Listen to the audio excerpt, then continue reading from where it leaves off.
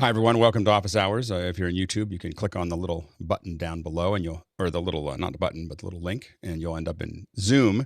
If you're in Zoom, you click on the little link and you'll end up in actually in Makana, which is where you can ask questions, you can vote on questions, you can, actually be part of the conversation. When you join Makana, you really become part of the producer core, the producers that actually run the show. You are asking the questions, driving the entire conversation. This isn't a show where we're just talking to you. We're really discussing what you bring up. In fact, we've added new tools in Makana. You can go into the notes section and actually save questions, and I have tags for every second hour that we have, as well as just leaving it as a general question. You can save questions in their format and then just simply push them in on the day that you want to. So know that it's there. It's kind of a fun little ad. First hour is now. If you want to be part of the panel, by the way, if this isn't enough, then go ahead and come in early. 6:40 a.m. Pacific Standard Time is when we start doing mic checks. At 6 o'clock in the morning is when we open the doors. You can come in and see if everything's ready to go. At 7 o'clock, we start general discussion. From 7 to 8, it's whatever you want to talk about around media and virtual production. Second hour is usually something we want to spend a little bit more time on. Today, we're going to talk about future trends that we think are going to affect our industry. So if you have ideas or questions about that, go ahead and tag those for that second hour. Tomorrow, of course, we have the education second hour, which is really 2 hours or so that we talk about it. Then Nick Jushishin's going to come in at 10 a.m. and we're all learning Unreal together. So this is part of kind of more of our, in fact, we have 3 labs right next to each other. So it's going to be an intense, for some of you, you'll either pick and choose, or it'll be a very intense morning. We have Nick talking about Unreal until 11:30. Then from 11:30 to 1, and we'll really start cooking probably at 1.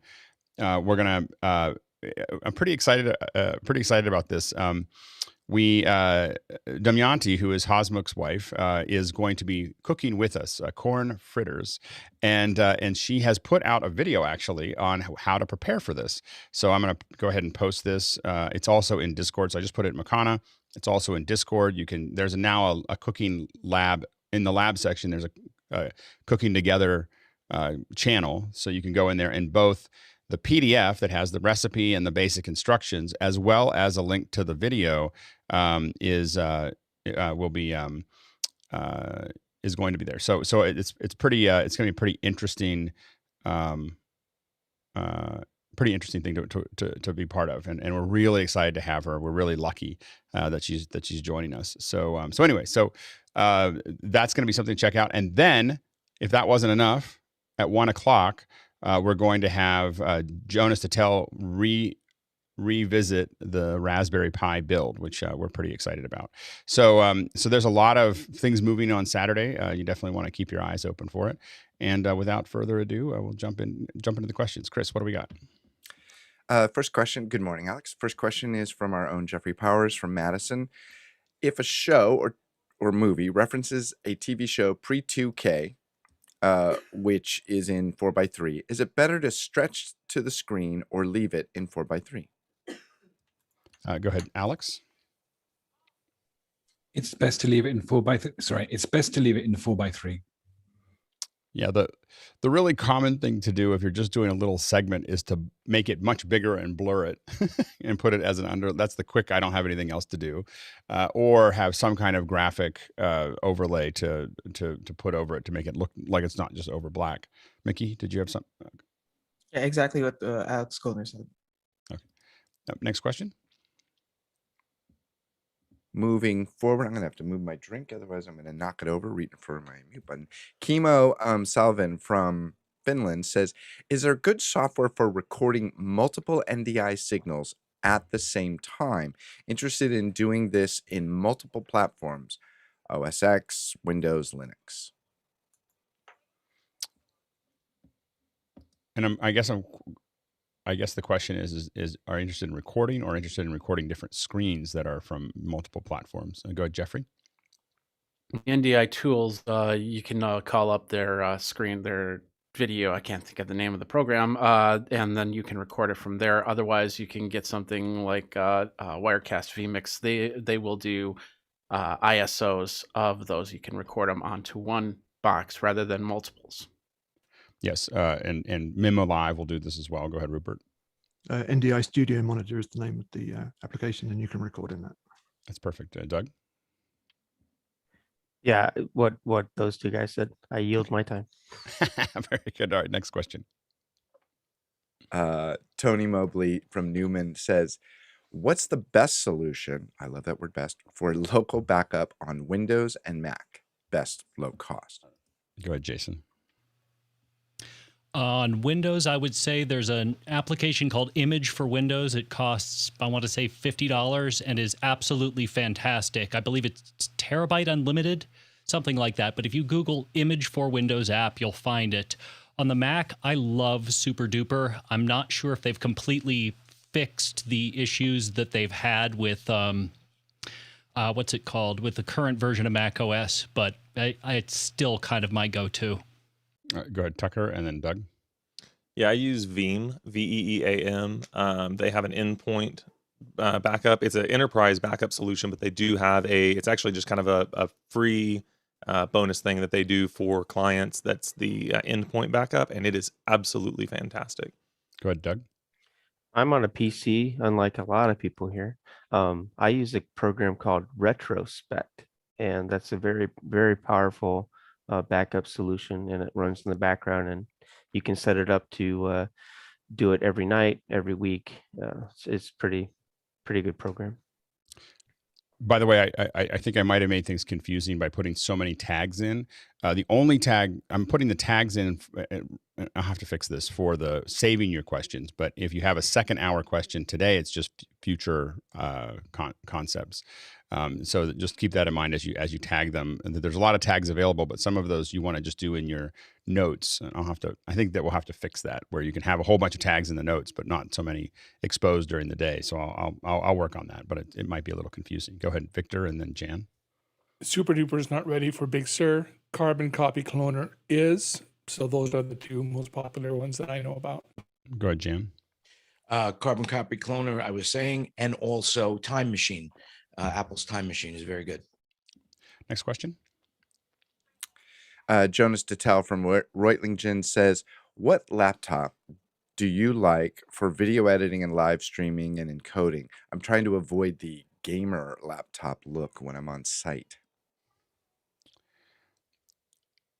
So there's a couple. Both Lenovo and Asus make really fast PCs. I know that Jonas happens to be more PC leaning, so those are faster ones. I think that the Razer ones don't necessarily look like gamer laptops. I mean, the basic ones, but those are the ones that I would look at personally. Of course, I use a 16-inch Mac MacBook. JJ. Titan Computers. Those are the engineering bests, like go-to Titan Computers. They're out of Florida. They're resellers of a California firm, but Titan. Go ahead, Rupert, and then Jeffrey, and then Leo. I think the Dell XPS range, you can get some pretty high specs and with powerful GPUs inside. So that might be the closest to without going into the gaming world. Yep. Jeffrey, and then Leo.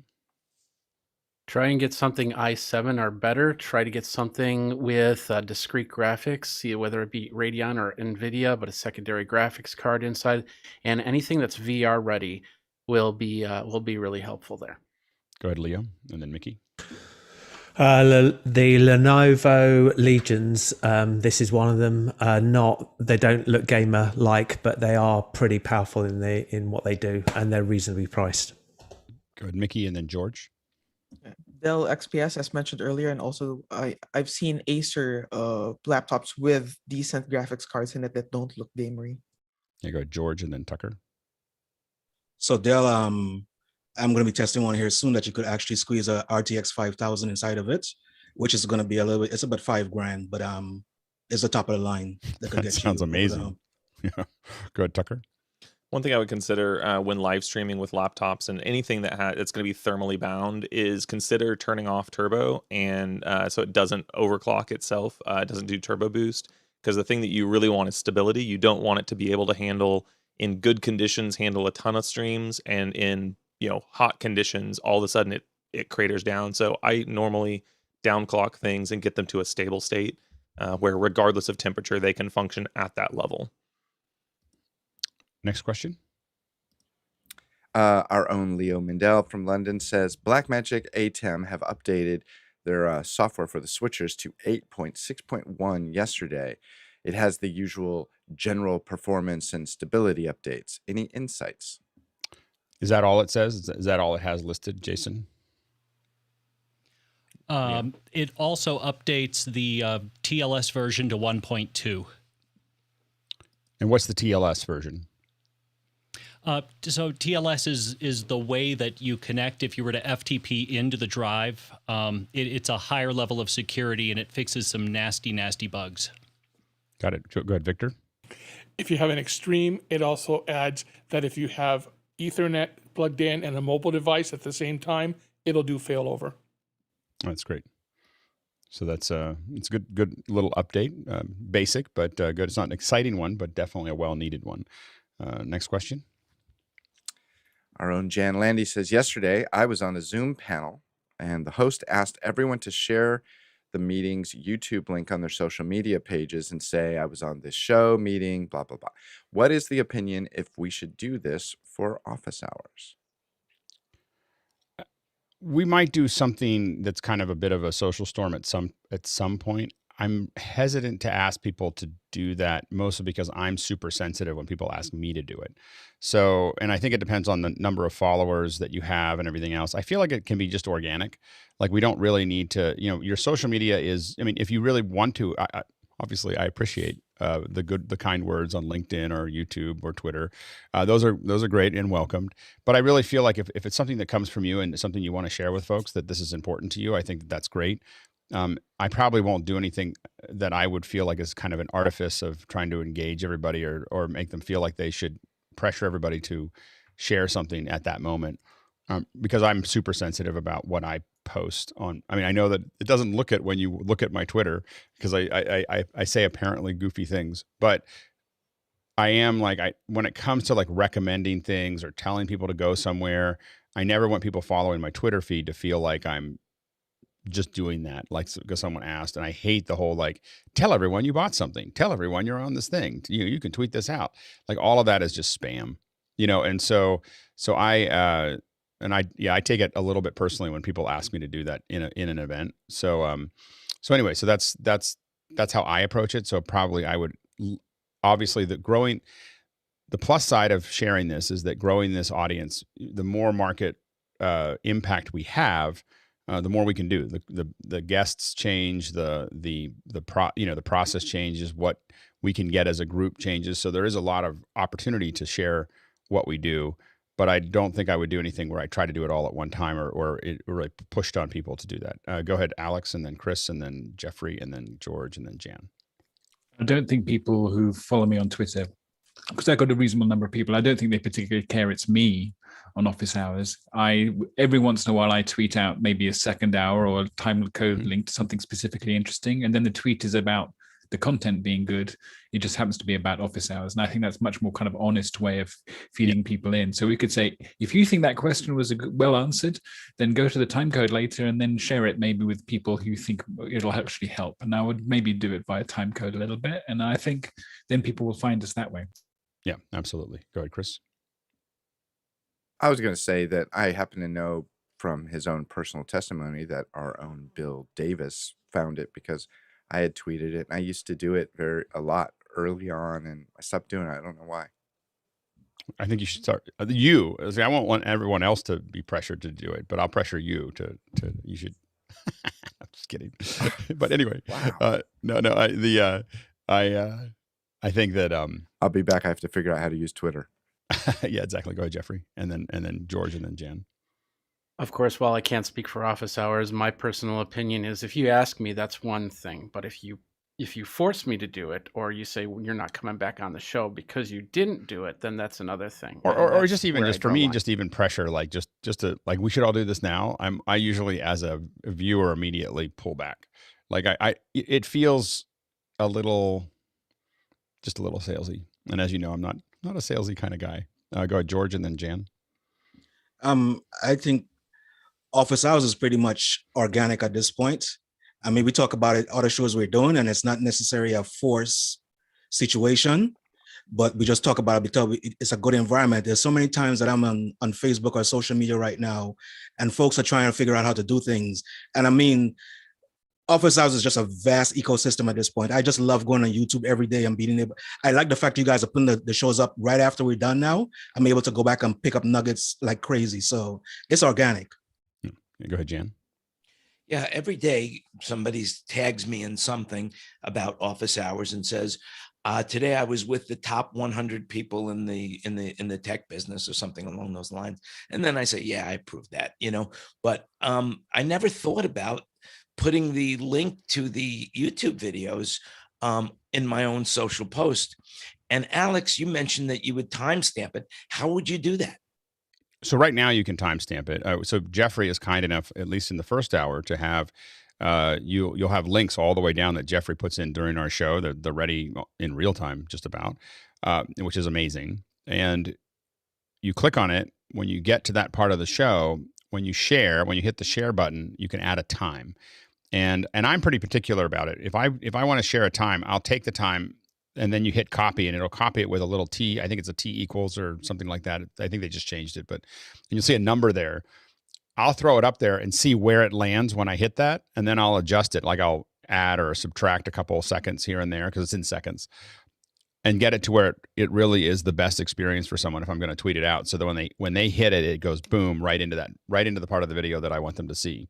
So that's how you can share it with time code, even currently.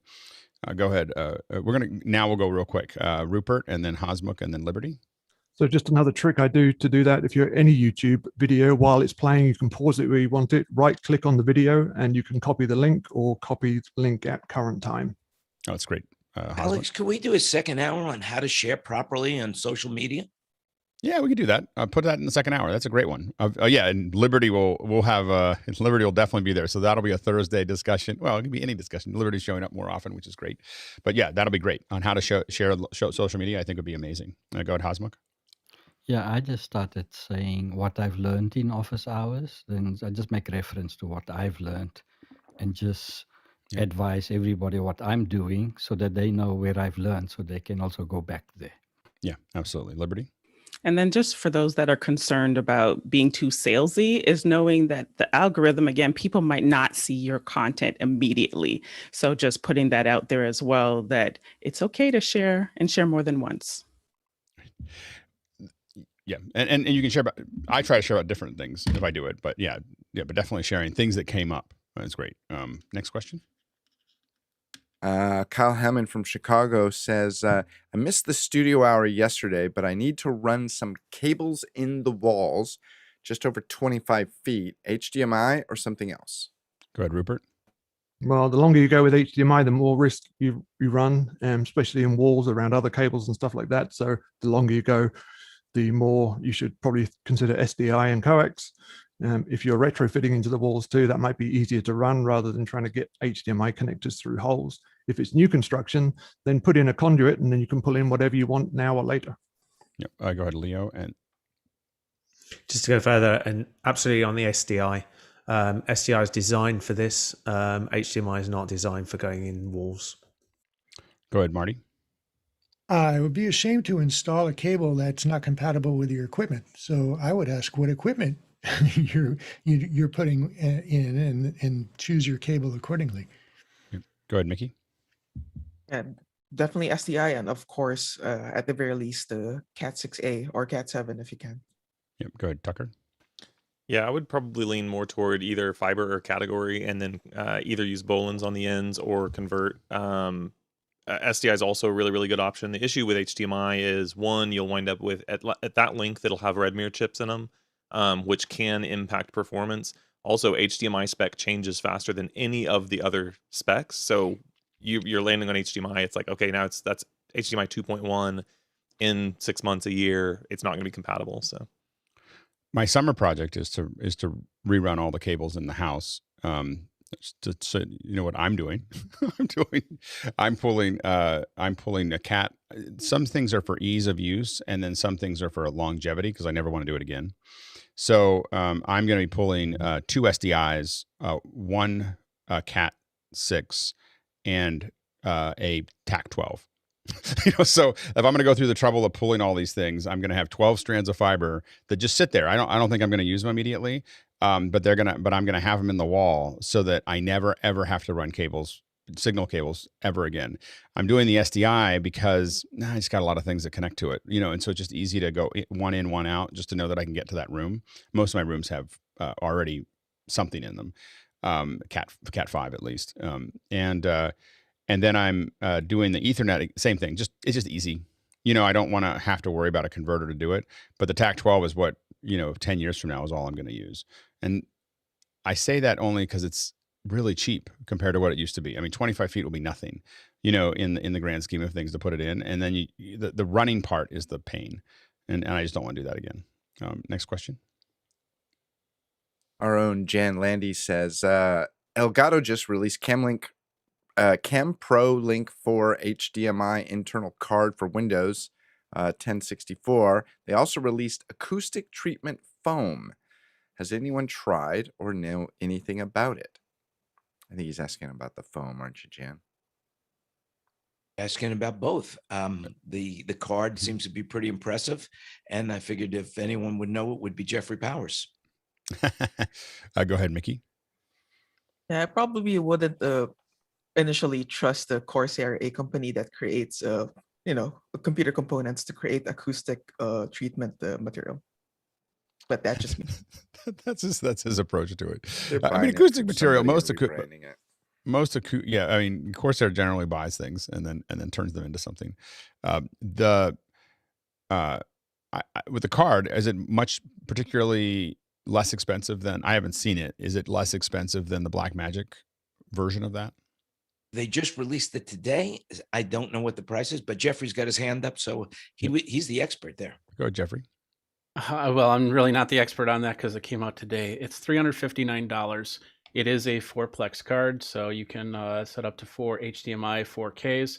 I have the Blackmagic, and on Windows, it's not Blackmagic card. I've always had problems with that, so I definitely would want to give this a try. It pretty much matches the price for the Blackmagic version for sure. 4K SDI or 4K HDMI's in. That's kind of amazing. So it definitely looks like it's towards gamers. It'd be interesting to test. Yeah, absolutely. Wow, that's interesting. All right, next question. It's got the high-speed video card on it. I mean, it's very high speed. Jeff, you see the specs? Yeah, it looks good. Next question. No, David Brady from New York says, for installed and unobtrusive camera installs, does the panel have any opinion on Marshall's miniature line of cameras? And then there's a link there. Go ahead, Tucker.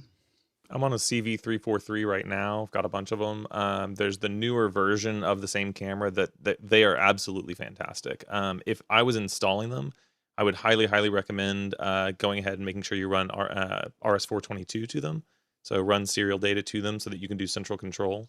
But yeah, no, they are absolutely wonderful cameras. Go ahead, Marty. Yeah, I'm using a CV503, a USB version of it right now. There's a variety of lenses available for it. You won't get very long lenses, so I wouldn't put them very far away. But they are really easy to hide, very nice, and they give a pretty decent image quality. What's the chip size? I think it's a 1/2 inch. Right. Yeah, it's good. Next question. Our own Stuart Fairweather from Melbourne, Australia says, for Sunday, is there a concise list of recommended Pi parts? I put out a link for I think it's a link that goes out every morning that has the Pi that we're going to use to build. I don't think you need anything else except for the memory card. I didn't put a micro SD because I have so many of them around. I didn't think about it. So anyway, so that kit, the Kana kit, is all the pieces. I don't know. It probably has more than we need. Go ahead, Victor. On the Playout B section of Discord, there is a link to the full parts. There you go. Next question. Our own George Kennedy from Washington, D.C. says VPNs, Hamachi, Meraki Z3 versus Nord, private internet access, ExpressVPN, LMNOP. What's the best choice for a production environment? Best choice. There you go. Go ahead, Rupert. So not all VPNs are created equal. It's a generic term. It can mean several different things. A lot of those solutions mentioned in the question are consumer solutions designed to get your internet access to be routed to somewhere else, either for geographic reasons or obscuring your internet access or whatever, but not designed to connect two sites together, for example. For that, you're going to want basically a site-to-site enterprise-grade solution. Meraki is probably the top shelf solution on that. But for production, you need to be in control of the hardware each end, and you want those things to talk directly to each other, not via the cloud or anything like that. JJ and then Paul. Meraki is actually cloud controlled. So while the modifications you make on the Meraki, that happens up there in the cloud. So something that is localized, and also my suggestion would be making sure that you have local DNS enabled, so that things that for elements you need to access directly using your local carrier, you do that. And then that split tunnel architecture, allowing both connectivity on the same subnet for devices that you need to access from your remote location, and then anything that you need to get from your local carrier for the shortest distance to those devices. You go ahead, Paul, yeah, real quick. Thank you. My brother-in-law, Francois, in Vancouver, uses Meraki. He's an IT guy. He's got a lot of clients, and I've heard great things from you, Alex, so I plan to deploy Meraki. Go ahead, George. So thanks for all the clarification, because I know we mentioned this a couple of times in the past, but it's just wanted some clarification on software internet versus hardware or software in a production environment. Unless you want to stand something up, like you're really a deep IT person that is ready to stand something up from the ground up or whatever, Ubiquiti is less expensive than Meraki. But if you're asking for the best one, like the best one, not worried about how much it costs, but the best one, I have been using Meraki for a decade. And we have been put on other people's VPNs and had to work with those. And unless they had a staff that was managing it all the time, there was nothing better than Meraki. Go ahead, Tucker. Yeah, all of these VPNs really rely on something like OpenVPN or IPsec, or so it's really, I mean, they're all obscuring that in some way and then just making it easy for you. I would consider also Pepwave with their Speed Fusion as a very, very solid VPN solution that is also extremely easy once built. It's a little bit to build, but once it's built, fantastic regardless of where you are. It's great as far as connecting. We've used the Pepwave stuff and the Fusion, and it's just that on a day-to-day fleet management, it's not as it's not as robust in my opinion as Meraki is, as far as managing the entire fleet of computers and everything that's connecting to every piece of hardware and all the different sizes of hardware that are available, and everything from the Z3 all the way up to the 400s or higher. So it's the ecosystem that I think I tend to lean towards, but the Pepwave one is, to Tucker's point, a great solution as well. Have you? Okay. Yeah, go ahead, Tucker. Whenever your experience with Pepwave, were you using their management platform in Control, or were you managing the device directly? Because I find in Control to be incredible for managing a fleet. Haven't used that. Gotcha. It's super cool. Okay, cool. Yeah, just a ballpark. You say Meraki, it's expensive but great. What are you talking about to set up 2 points? The big thing about Meraki is you're paying every couple of years, because it's your access to the cloud. So like I'll pay. I think that like the Z3 that I have here that connects me to my office, I think it's about, I want to say it's like $500 or $600 for the little router that I have, plus the 3-year membership, 3-year usage of it, and then I'll have to pay another $200 or $300 in 3 years. It's like $100 a year or something for that little one, but it's every single item. So it adds up. It turns into like real money at a time when you're starting to send a lot of money to Cisco to make that work. It's just that the ability to administer everything and see everything, and we put it in the BIOS of the computers, and so we can you can really manage a lot of things with it. Go ahead, Rupert, and then Mickey. It comes at a price, but you also get the support. So in a production environment, if you have some kind of problem, you can get them on the phone and they'll get in there and figure it out, and it's first class support. And we have the most important support, which is Aaron Mailer. so that helps a lot. Go ahead, Mickey. And that's one of the reasons why Ubiquiti became really popular, because you get enterprise grade or close to enterprise grade infrastructure without having to pay a subscription like with the Cisco stuff. Yep. Go ahead, Eddie. Eddie?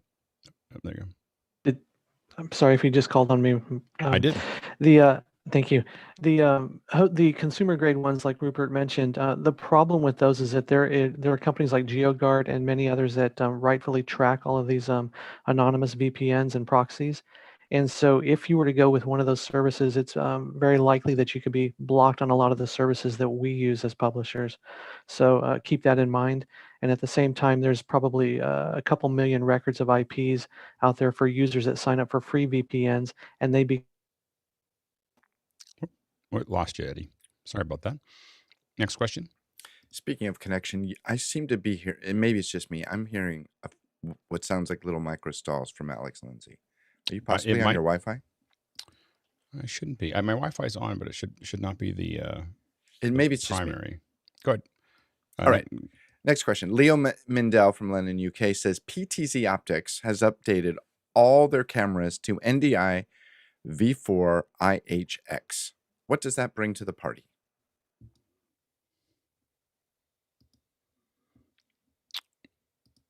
The ability to use NDI. Go ahead, Jeffrey.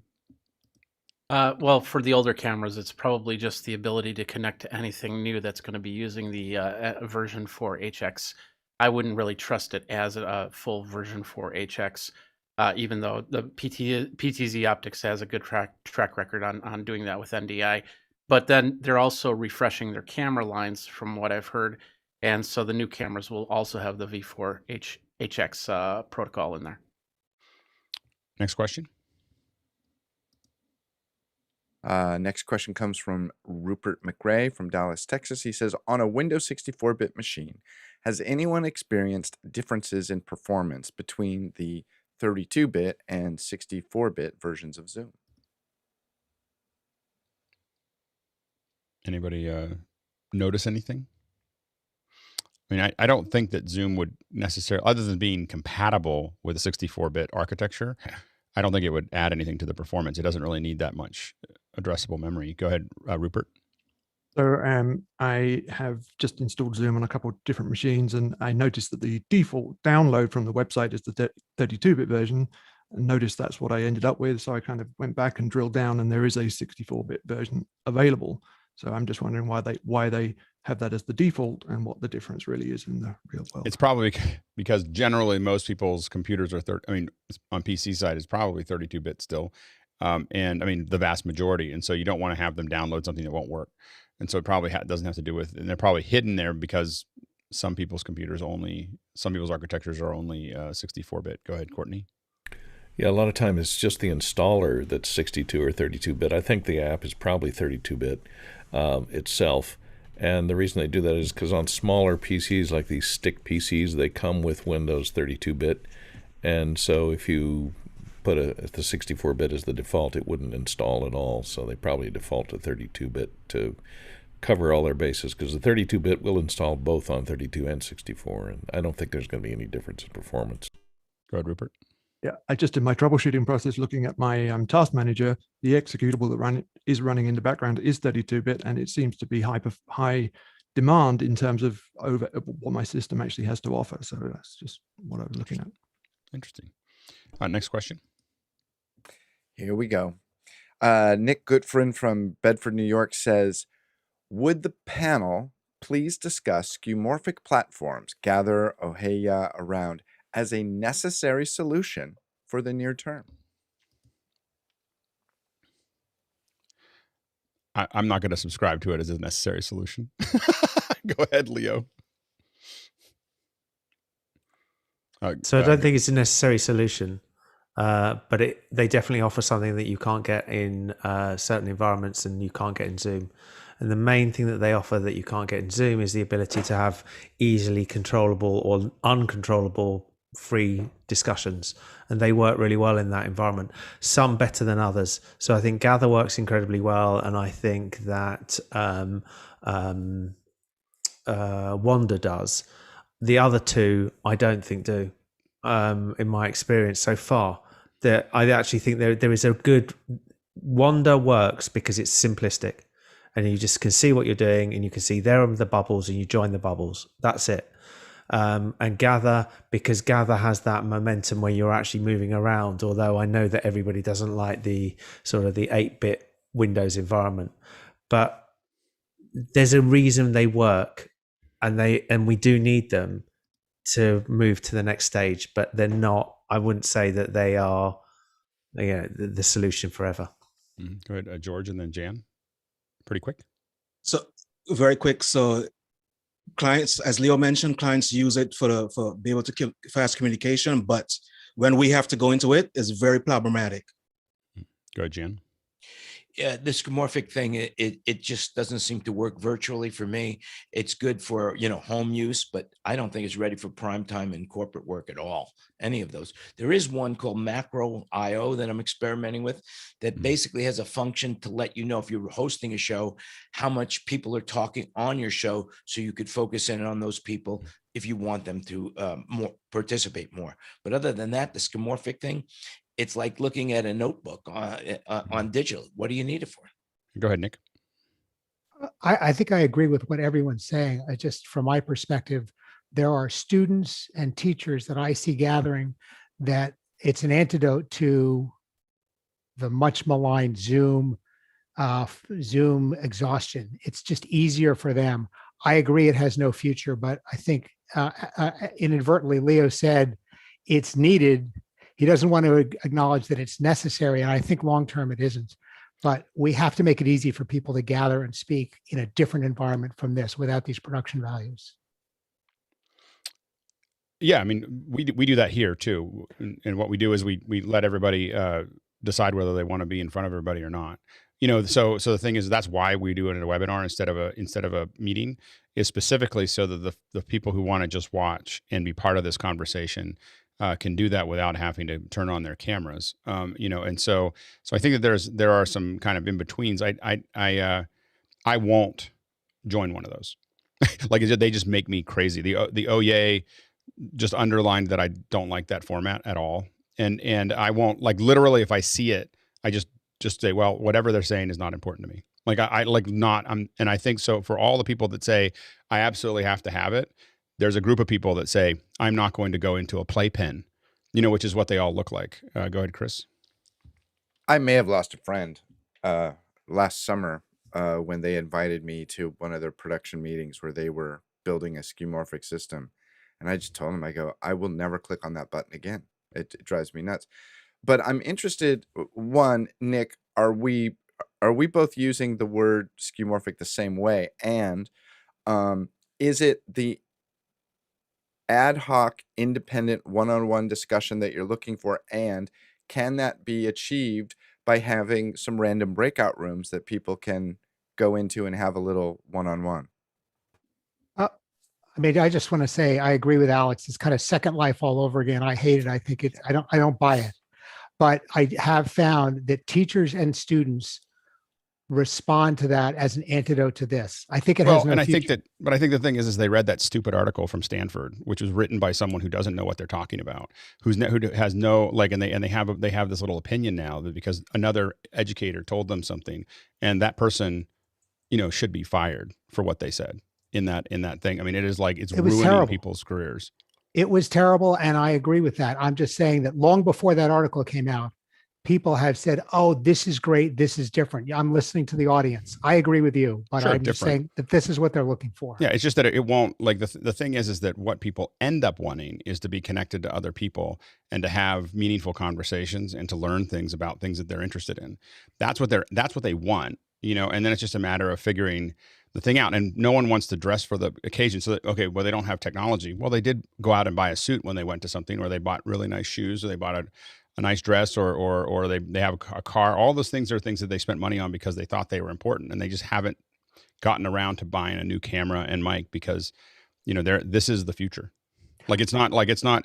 And the thing is but it's better for people to get used to the future now as opposed to because the thing is that we're enabling horrible habits that are going to damage people's careers, like when people decide they're going to join these kind of meetings and they're going to turn the camera off, they are literally slowing their entire movement up in a company or through something, because everybody who plays hard with video and audio, I see this every day. The handful of people, not just me, but the handful of people who show up in a meeting, we're now like a different class of people who join these meetings, and we dominate the meeting.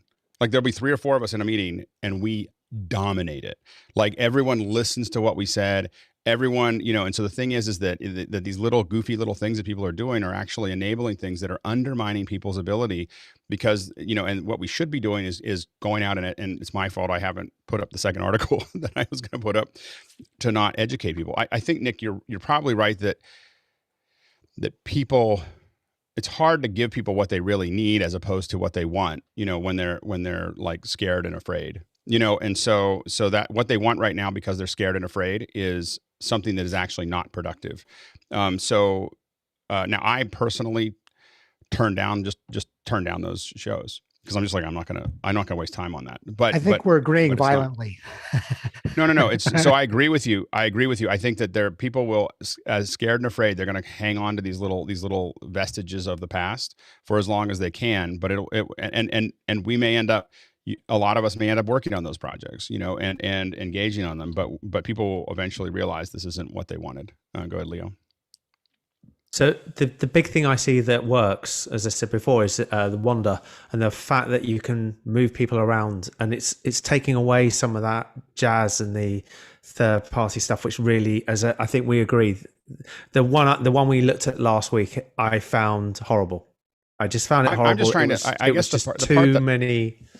the part that I'm confused by is what can't you do in breakouts that these other ones are providing. That's what I'm gonna. So the one thing that breakouts do is they restrict the speed of access and movement between breakouts is slow, difficult, and you don't actually know who's in that room until you join. With Wonder, for example, and I think we should do another Saturday demo of Wonder or something like that to try and see what the differences are there.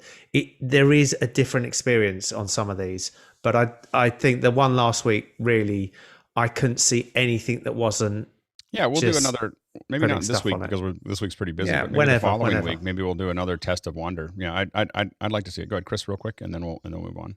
2 things I volunteer to edit for free. 1, let's do a sketch where somebody is wearing some sort of an 8-bit sort of cartoony costume and interacting with real life humans, and show how ridiculous that is. And number 2, Alex, when in your second article, you need to have a graphic that shows a great suit from, wherever, Men's Warehouse, Brooks Brothers, whatever, with the price tag, $5,000 versus an online setup with the same price. Yep. $5,000 suit. I've never spent $5,000 on a suit. So is that cheap or expensive? I don't know. That's expensive. That's an expensive suit. I've never spent as little as $5,000 on a suit. No, I've never. Usually I'm like $800 is about my upper limit on a suit, on the monkey suit, as I call it. Next question. You need to shop something. My dad wants me to go to a tailor and do the thing that he does. That's how you buy a suit. Yeah. All right. Next question. Mustafa Parvez from Bangalore says, "Hi, my question is about the cooking together. What is the best camera to mount for the overhead shot? What is the best way to mount it? How does one avoid I love this. How does one avoid the steam from the cooking covering the lens? And it would be great if anyone could share some pictures of their setups." Go ahead, Rupert, and then Hosmuk. So a lot of us were using iPhones, so pretty versatile. A number of ways to mount those. You can get these little clamp things with a 1/4-20 on the bottom. For overhead shot, to avoid the steam, you can come in from an angle and just cut in a little bit. I experimented with a few different options. You can go with a Gobi mount and mount it on the top of the cabinet, maybe. Just be careful with safety and tie it off somehow. I also put a tripod up on the counter and came up a little bit like that. Again, put a safety line onto a cabinet. But then you can also get a little handheld thing like this and put the mount on top and countertop or breakfast bar or something like that. Go ahead, Hosmuk. We went a little permanent. I used a projector rig, a ceiling mounted projector rig to mount a camera. So yesterday when we videoed, we used the iPhone 12 Pro, with Filmic, and then on the iPad, Filmic remote. But for the live cooking shows, I use the huddle cam, which gives me better control so we can cut to the huddle cam. And as far as the steam goes, we use a portable cooker and offset it away from the camera, but the camera still covers it, and the steam doesn't quite hit the camera. So that's how we manage that. Good. Sky, and then Tucker, real quick. Currently, we're using a C-stand, and we're mounting it on the quarter 20 on the bottom of the camera mount, using also a wide-angle lens, and then that gives you the flexibility. And last week, we also noticed to have a little bit of an angle does two things. It allows you to see both the person and their hands, and you can also potentially get down on the food. It's not as asymmetrical as straight down if all you're looking at is the food. So it's a yes and artistic question. Yeah, go ahead, Tucker. As far as dealing with the steam, I think first, if it doesn't become a problem, then don't do anything about it. But if it does become a problem, manage airflow. So put some kind of a static fan that's getting fresh air moving in front of the lens, and you can pretty well manage the steam. Good. Chris, and then Marty, real quick. Yeah, so these two items being lit right here have aperture MC lights there's a piece of baling wire going across the ceiling. They're hanging down on a piece of baling wire with some gaffer's tape holding them. You can do the same thing with your phone. Marty, real quick. The Marshall micro cameras that were mentioned earlier today are a good choice because they're really small. They have interchangeable lenses. There are a couple of motorized zoom lenses, so you could actually change things. There's a micro pan tilt zoom head that you can get for it if you want to get really flexible, and they're easy to mount with quarter 20s and a clamp. All right, and now we're going to accelerate a little bit. We will go a little over. I think it's going to be okay. But the producers are doing an exceptional job of asking questions, and we're still learning how to talk faster. All right, next question. Our own Victor in Brookings, South Dakota says, what settings are recommended to use out of Resolve for ProRes 1080p render? Without knowing any more about your project, I would say Apple ProRes 422 HQ is kind of the safest version out. It's going to give you a 10-bit output if you need to do it. Now, if you're just doing corporate or you're just doing a delivery, LT might be enough, or 422. But if you don't know what you're going to do with it later, 444 is really only something I would use if I had alpha channels and so on and so forth. But the 422 HQ is a pretty safe output. Next question. Does no one raise their hand? Stuart Fairweather from Melbourne, Australia says, second hour suggestion, Tucker Dragu teaches underclocking for streaming stability. Reach out on Discord. I'd be happy to talk about it.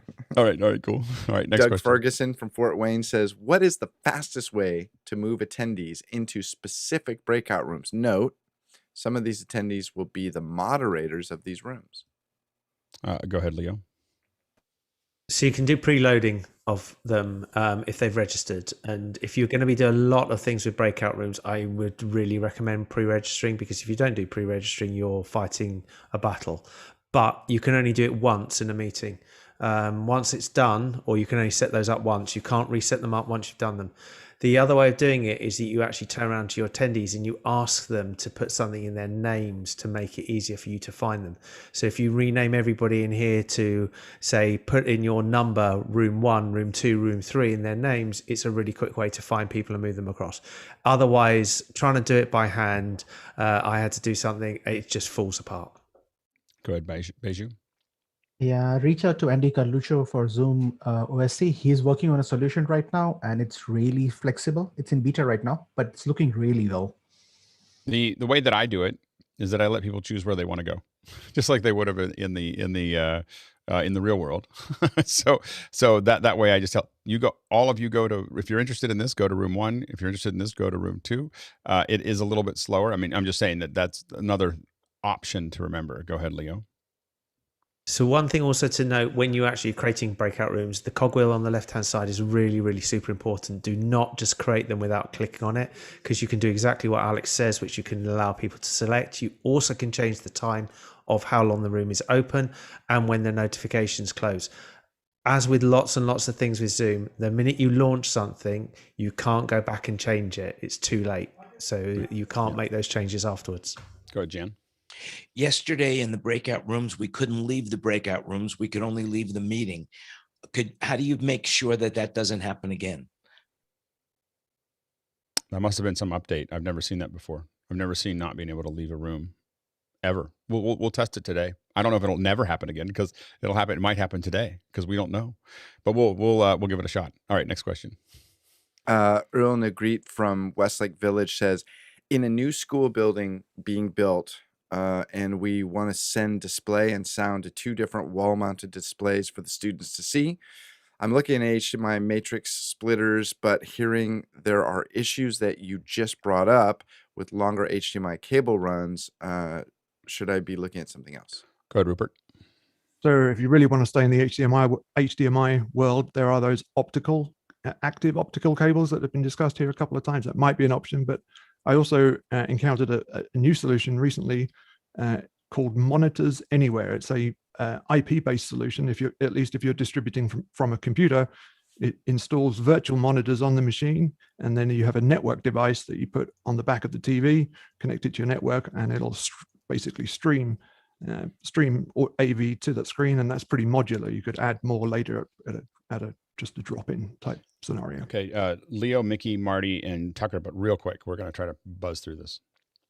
So SDI have repeaters. Most of the SDI to HDMI converters, the ones you get from Blackmagic, are multi, so you can actually daisy chain. So if you do one TV, you can then daisy chain, keep going. And if you bust an SDI cable, you can repair it. Anybody can repair it. You bust an HDMI cable and game over. Mickey, and then Marty, and then Tucker. I'd probably run a Cat 6 or Cat 7. You can run, as I think Tucker mentioned earlier, balloons, HDMI balloons on both ends. And in the future, that would also give you the flexibility to run actual, Ethernet networking there if you want to replace it. Put a mini PC and run different automation playout systems there. Go ahead, Marty. If you're just setting up one room, all the advice that was just given is great. But if you're setting up multiple rooms, you might want to think about a more integrated IP solution that gets centrally distributed and can actually tie rooms together if you need. Go ahead, Tucker. Depending on the level of criticality of the content that's on those screens, I would probably consider at a school maybe going with NDI for this, and actually just using NDI monitor on both of those, and then you can basically scan a QR code or centrally manage what content hits them. It's a pretty inexpensive way to get that done and leaves you very, very scalable. Another one to consider is look at the Blackbird line in Monoprice. I've seen these at a couple locations and they work flawlessly. 4K, 18 gig connections over Cat 6, I think. And so they are matrices that will let you go to bounce, and they have, I think, 2x2s and 4x4s and 8x8s. The 8x8s get to like thousands of dollars. But I would definitely look at those. Those are, the ones that I've seen in practice have been rock solid. Next question. We're going to move fast. John Merrill from Phoenix, Arizona says, any lighting experts here, what is a good MIDI interface between a PC or Mac and a lighting board? Go ahead, Talak. Okay, so I assume what you're wanting is an actual physical adapter, and the Mio MIDI to USB is a really good way to go. And when you're working with lighting boards, oftentimes that's the best way to go because MIDI over IP is not always usable on the actual console. So I'll put a link in Makana, and this is the item, and you just plug it into the USB, and then you have an in and out on your MIDI, and Bob's your uncle. Oh, that's great. Go ahead, Mickey, and then Tucker. Take a look at the Motu Microlight. It's a 5x5 MIDI interface. Their enclosures are pretty rugged and rubberized, so it might work well in the field. Good, Tucker. There's only a couple of very specific reasons why I would want to do that as far as MIDI between those two devices. Typically, if it's, I would step back one layer and take a look and see, is that the best solution? Because most light boards will accept OSC or network commands that are probably a more scalable and better solution long-term. So just consider stepping back, making sure that that is the right path. Next question. Patrick Shonas from Little Rock, Arkansas says, with SRT, does it matter which end of the connection the latency is set? I see latency settings on both ends and didn't know if both applied or only the receiving end latency. Silence. No one knows. Yeah, go ahead, George. I've just been testing lately too. I set 200 on both ends, and from local to AWS, and I haven't seen, for my purposes, I haven't seen too many issues. So I just do 200 on both ends. Go ahead, Beju. Basically, the highest latency applies. So you can set whichever one is the higher, it takes precedence. So you can set 200 on one, 300 on the other. Doesn't matter which side, and 300 will be the one that will be applied. Perfect. Next question. Idris Haji from Fairfax says, Clubhouse audio question. What mixer would you recommend for external mic and the ability to play guitar to Clubhouse app? Go ahead, Paul. And then Jeffrey, real quick. Yeah, they just released Club Deck, and I've tried it. You can use a professional quality mic and set up just like you'd use on Zoom on Clubhouse, and it's pretty robust. And it's not malware. We checked it for malware. Interesting. Jeffrey? Any mixer that if you have the right adapter that goes in, but I've also been playing with this as the Maono Lite, and it works. You can actually bring in two inputs, one being a microphone, XLR based microphone, the other one being an input from a guitar or something like that. They have a bigger version of this too, which is a little bit more expensive, but this is under $100. Go ahead, Mickey. Yeah, specifically for that use case, the Rodecaster Pro little podcast mixer, you can hook it up to your iOS device or Android device via the TRRS connection or via Bluetooth. Jen, real quick. The Zoom L-Track does it too. L-Track 7, 12, 7, whatever. Perfect. Next question. Paul Wallace from Austin, Texas says, when say 2, 3, or 4 panelists get into a great discussion, can they all be placed in the same frame for the YouTube feed? Are you talking about this show or shows in general? He's talking about this show, I think. Yeah, this show. Can you like ISO a panel, a sub panel of the group? We can. Go ahead, Mickey. Yeah, if we can't do it via the multi-spotlight function within Zoom because that doesn't translate out to the RTMP stream that Zoom kicks out. But if we do, I think in the future we might be planning on building an actual hardware-based switching system. Then we can do that with the super source. Yeah, so we're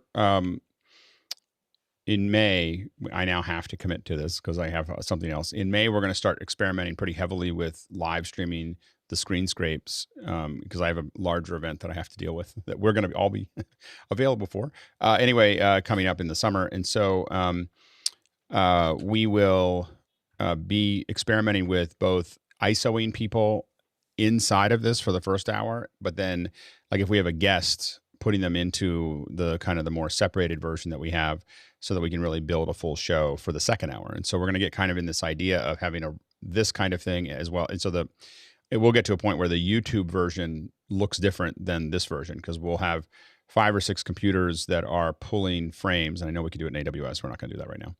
Just to cut everybody off. I'm working on one system at a time. Anyway, so we're going to ISO people in frames into the ATEM and with super sources and so on and so forth.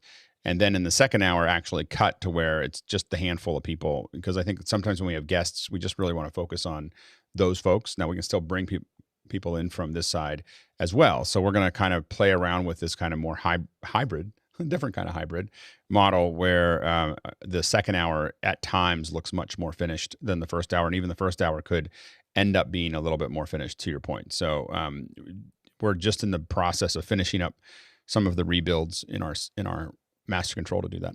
Next question.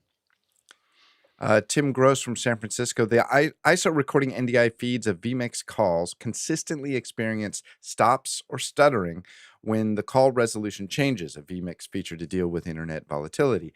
Looking for a solution that allows for smooth recording at 1080p, no matter the variation in the incoming resolution. Local record.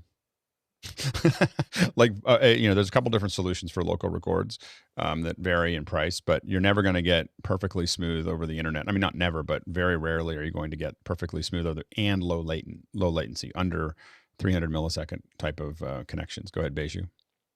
Yeah, for NDI, most of the recorders are recording the raw transport stream. So whenever the resolution changes, you get a drop. Check out Softron's movie recorder. They actually do they transcode the NDI into whatever codec you set it. So that might actually be able to deal with this better. It's expensive. It's about $500 per stream, but it could be a solid solution. Softron makes great software. Next question. Our own Jan Landy says, in Discord, I get a choice of add to your own server or follow. What does that mean? And are we ever going to have a or have we done a second hour on Discord? We haven't. Maybe we should. I mean, I don't know. I honestly think it would be a really good idea to have some, possibly either some tutorial videos made and placed on your website that's coming any day now, from what I understand. There's a lot of Discord tutorials out there, I guess. Are they not very good? I think they could be specific to how we use it. Okay. I don't know. Yeah. Or maybe just a session. Let's do it. Let's make sure to put people have to put it into the second hour suggestions and vote it up, and we'll do it. All right. Next question. Problem with a session is it gets lost on YouTube. Anyway, Tim Gross, I only once trust again, this group, by the way. I only trust the I got it. information I'm getting from this group. Okay, noted. This is a continue. I'm sorry, Tim Gross from San Francisco. I should have read this in conjunction. He maxed out on characters. Currently, the only known option is to feed each vMix call individually via NDI to an Apple TV and record the output. Okay, so that's creative. I like that. I like that solution. It seems so, but I do think that the record call that Beju was talking about might fix some of those issues if the Apple TV version works. Is it true that new Apple TV will have a red record button right on the top of it?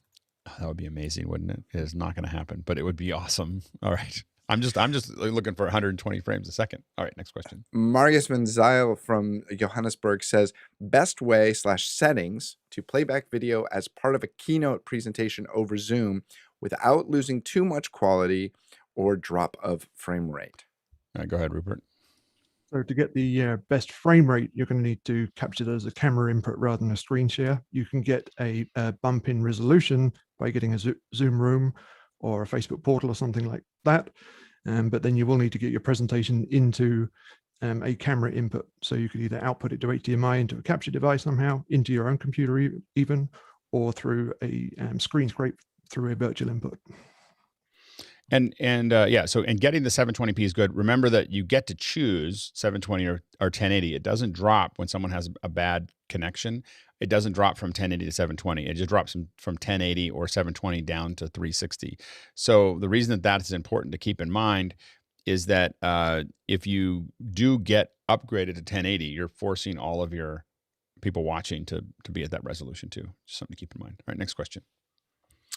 All right. Next question is our own Jan Landy again. I like the notes ability to add questions. Can I propose another feature that would be able to add questions in the normal question tab, however, given an opportunity to have the choice to save for later? I will clarify if this question is chosen. Go ahead, Jan. Okay. Well, first of all, I want to point out a flaw in this.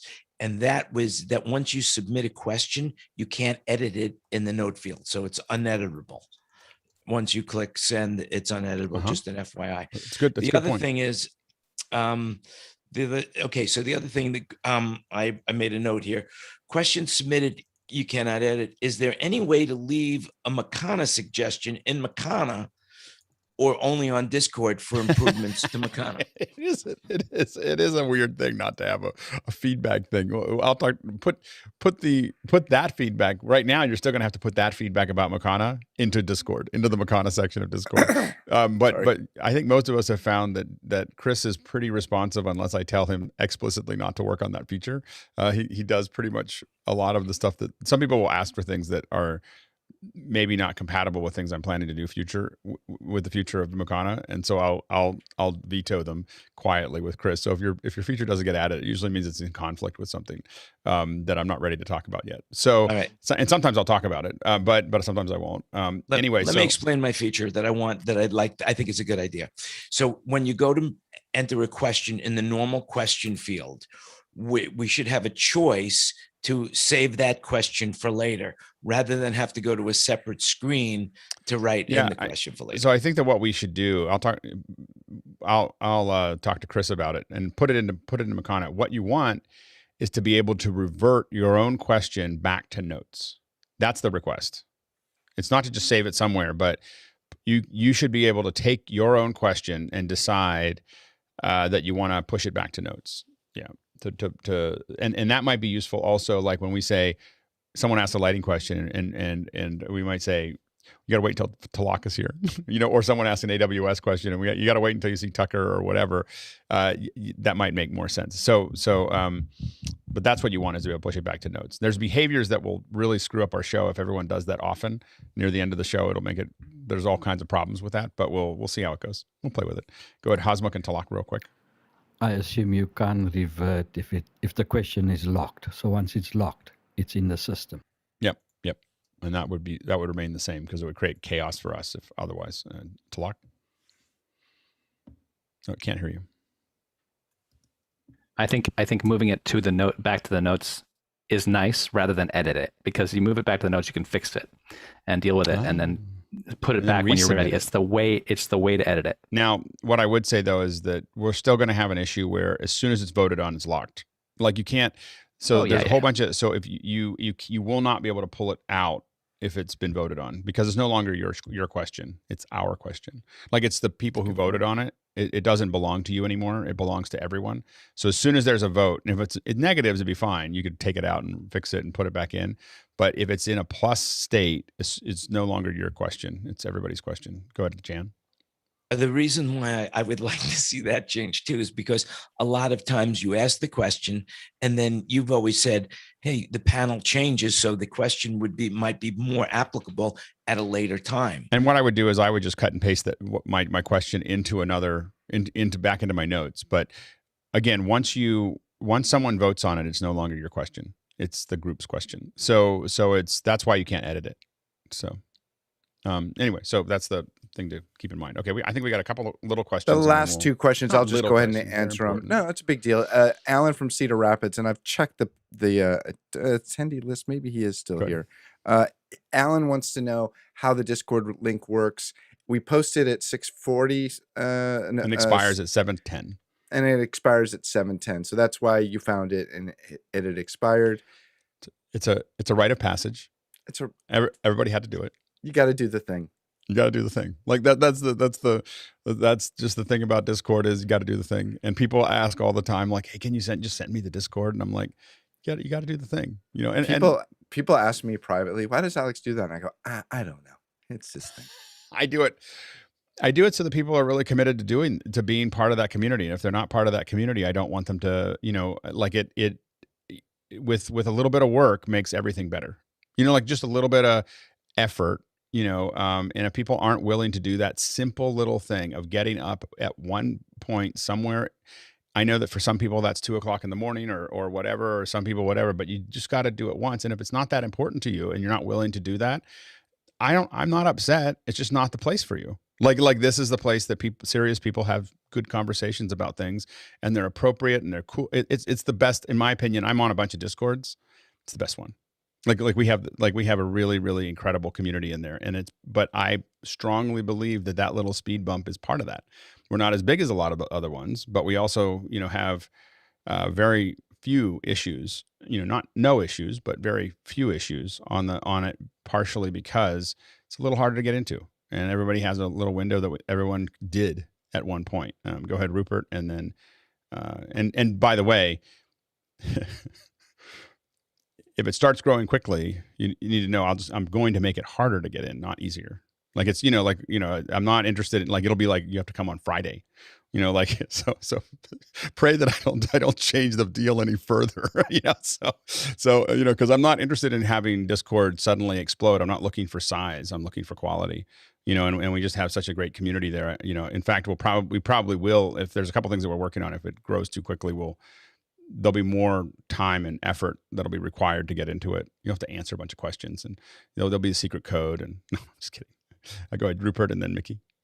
I don't remember. Does the Discord link go out on a Monday night? If it does, then that's a opportunity for people in a different time zone to get in there and get it. We do it. And we also usually put it out during the education hour, because the education hour has a whole different set of people. So so that there are a couple places that we don't do the hard thing. Go ahead, Mickey, and then Marty. Did you? Yeah, I think every single layer, like from YouTube going to Zoom to Makana to Discord, is like a little filter or strainer that cleans out and makes a higher quality community. Yeah, absolutely, Marty. And you only have to do that once, right? Just once, unless you get kicked out. So the other thing to know is that if you do it once, you got to change first name space. We haven't said, I don't know, we don't say this. I don't know if we say it when we put out the Discord or not, but you have to put first name space last name. That's it. That's the requirement. Now, our request is that you put your location and you also put a picture of your head, actual, and not some, foliage or something else like that. And our stretch goal is always over white or gray, because it looks really cool. And you know who other people are in our community in other Discords when you do that. So it's like a little secret handshake. But we only require first name space last name. If you don't do that, Chad or I, everyone, about once a week, just kind of roll through the whole thing and kick people out. You'll get a message that just says non-standard name, and you'll just get, and we're pretty brutal about it. Like, I don't do it all the time, but you do want to change it immediately, because you never know when we're gonna go through it and just go through the whole list and just get rid of everybody that's got non-standard names or doubles, Talak and Hosmuk. If it's bothering you now, the little bit of hoops you have to jump through to get into it, it won't once you're in, because it is a very, very cool community that is clean and is super carefully thought out as people use it. Hosmuk? We used Discord for the medical event we had. I didn't change anything. I posted the link and they had about an hour to join. And if they didn't, then we posted it again. But more than anything else, the feedback I had from medical school is that we were too aggressive in booting out people. So we booted out 3 doctors who refused to put their first name, last name. and they all were very, very interested in this event because they were preparing for the exam. We booted them out, and when they agreed to change their first name, last name, they were brought back in again. So, yeah, it works. I was going to nab it. I wasn't ready. Hold on. No, never mind. Alex, you could always bring back Punch the Monkey, as entrance.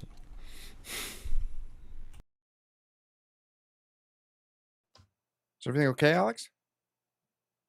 I got muted there. Did I mute myself, or did someone mute me? No, I muted you because we could hear what you were saying.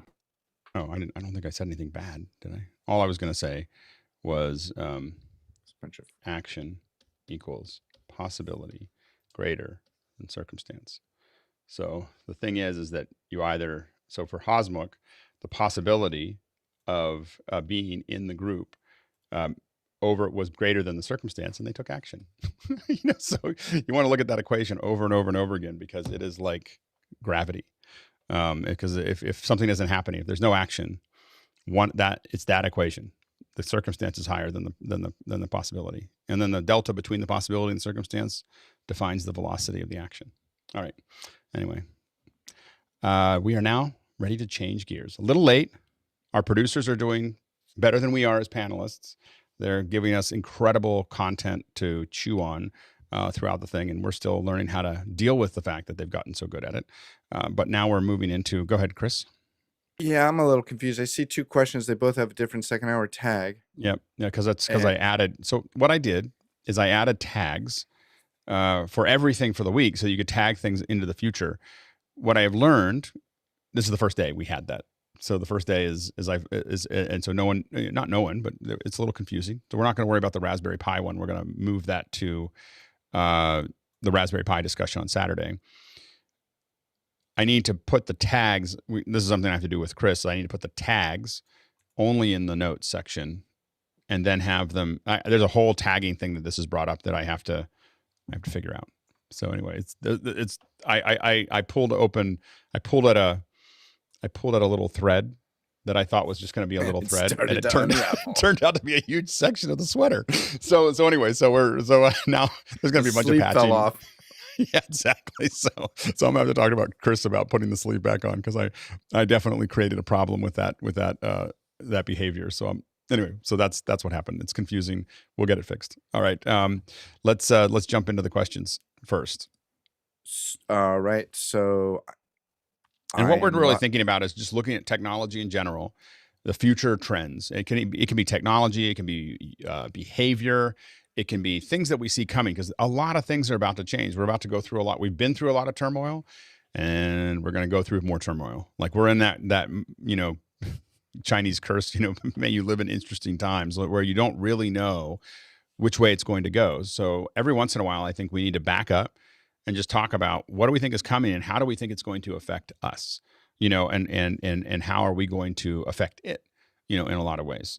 So that's the thing to think about as you think about questions and comments. And let's go ahead and jump into the comments so far. So Brody Hefner from New York City says, can the panel recommend websites or YouTube channels that provide inspirational glimpses of the future, technology previews? Should Office Hours Discord include a list of future media tech links? Rupert? The BBC have always had a good show called Click, BBC Click. I think it's available on YouTube or on their website, but that show's been going. Whoop, we lost you, Rupert. You're breaking up a little bit. I feel like we're getting a little bit of a Zoom storm. We've had more breakup with folks. You've been breaking up on me all morning. Yeah. So, and I'm on a hard line, 1 gig down, 35 up. So I think Zoom. Go ahead, Chris. Yeah, I'm not sure exactly what Brody's asking, but I watch a channel on YouTube called Make Art Now, and I find it very interesting what he shares and how he pushes all the normal, YouTube vlog stuff forward. It's a very good show. You should check that out. Go ahead, Ken. Yeah, unfortunately, it's not on YouTube. It's a channel called Curiosity Stream, and their tech section on there is really good. It's a factual channel. It's definitely worth, I think, the price of admission. Curiosity Stream is highly recommended by me. That's great. Jan? Alex, what was the show that you watched with your kids that was that timing? Your timing is impeccable. Like I was like, how do I insert connections into this conversation? And then Jan just threw me the ball. Like it was just like I was running around trying to figure out if someone was going to throw it. And I was like, I'm not going to bring it up unless someone brings it up. And I was like, and then Jan threw the ball right to me. So anyway, my recommendation would be to go back and look at Connections by James Burke. You can watch it live on the Internet Archive. It's hidden in there somewhere that I don't know if it should be, so download it and save it all, because someone will eventually realize it shouldn't be there. But all the episodes are up there, I think. And there's a couple seasons of it. The first one's the best one. The first episode is a little slow, and then it picks up speed. And what it talks about is how all these things happened starting 1,000 years ago or 2,000 years ago, and it got us to where we are now. And all the weird little turns and pushes and ups and downs and things that happened, and viruses, and how all of that affected how we got to here. And the reason that I think that it's a really important, and what's interesting about it, there's two things. It still points, 40 years later, it still points to the future of education. Like that still points to it, because, you can't get kids to do their homework, but literally, and when we watch movies, they're half the time they're on their iPad playing Minecraft while watching the movie, or while, they're not really sitting there watching it. When we put on Connections in my house, at least, my kids, you can't talk in the room. Like you're not allowed to talk like while they're watching the show. Like you can't make noise in the kitchen. You can't, because they're trying to keep track of all these threads, and they are mesmerized by this, this incredible, and we are, part of my goal growing this group, this little group that we have here, is to get large enough that James Burke will come talk to us, because it's just but it's one of the most impactful shows that I watched it when I was like, I don't know, 7 or 8, and we have to remember that it was the biggest budget ever done by the BBC at the time, BBC and PBS. I think that was their first, or PBS. That was like the biggest thing that they had ever spent money on. It was a huge cost, and it was the most viewed thing. And still, 40 years later, number one is it's incredible how close he got to the truth on most of his predictions 40 years ago to where it is now. but it also, the other thing to think about is sometimes you look at the past to see the future, because the past creates an arrow, you know, and there is the part of that arrow, and you can just see where that's going to go. You know, not always, but you can often see a direction that things are going to go by looking back, you know, and I think that is an incredible show. It's to do it. And I watch it I watch it probably once a year. Go ahead, Courtney.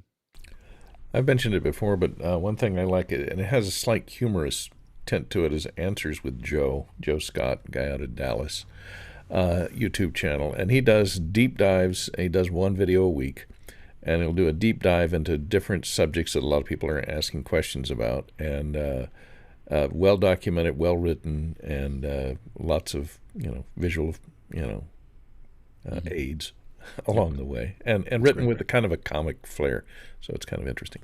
That's great. Leo? Not YouTube, but a podcast, 99% Invisible. What Roman Mars says and does, and you listen to that voice and how he delivers it. The glimpses into the future. There is an absolutely brilliant episode that they did about driverless cars. I think, and it was just 2 episodes that just, in the middle of it, your head's exploding because you can see in your head what is actually going to come about.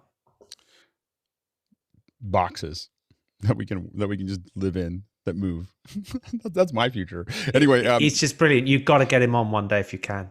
Roman Mars. Let's find him. I would be remiss to not mention Ted. Ted's a lot of good. We probably should have a best of. There's a lot of clunkers in there too, but there's definitely some choice TED talks that are pretty amazing. So I would definitely remember that. All right, and also Radiolab. Radiolab is really fun. Just to kind of, you know, it's well produced podcast. It's one of the better ones out there. The one about, by the way, just search the Radiolab about the asteroid hitting the planet. I think they did it live or whatever. Just like one of the best. There's certain ones that are like the best show I've ever listened to.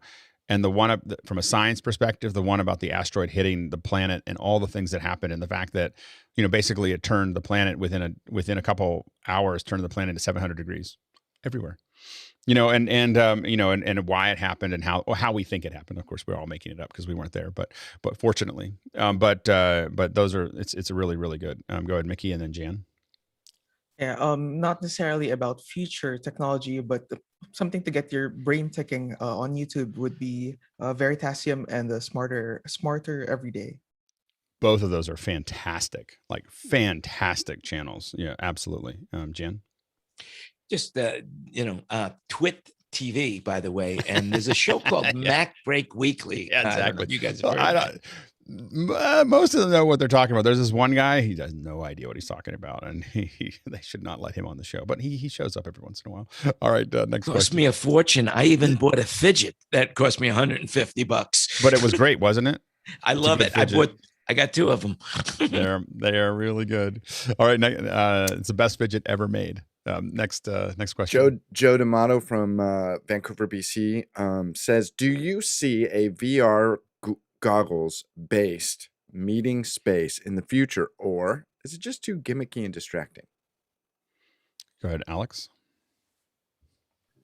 I would guess for the next couple of years, yes, it's not very good, but once it gets good, then it'll be great.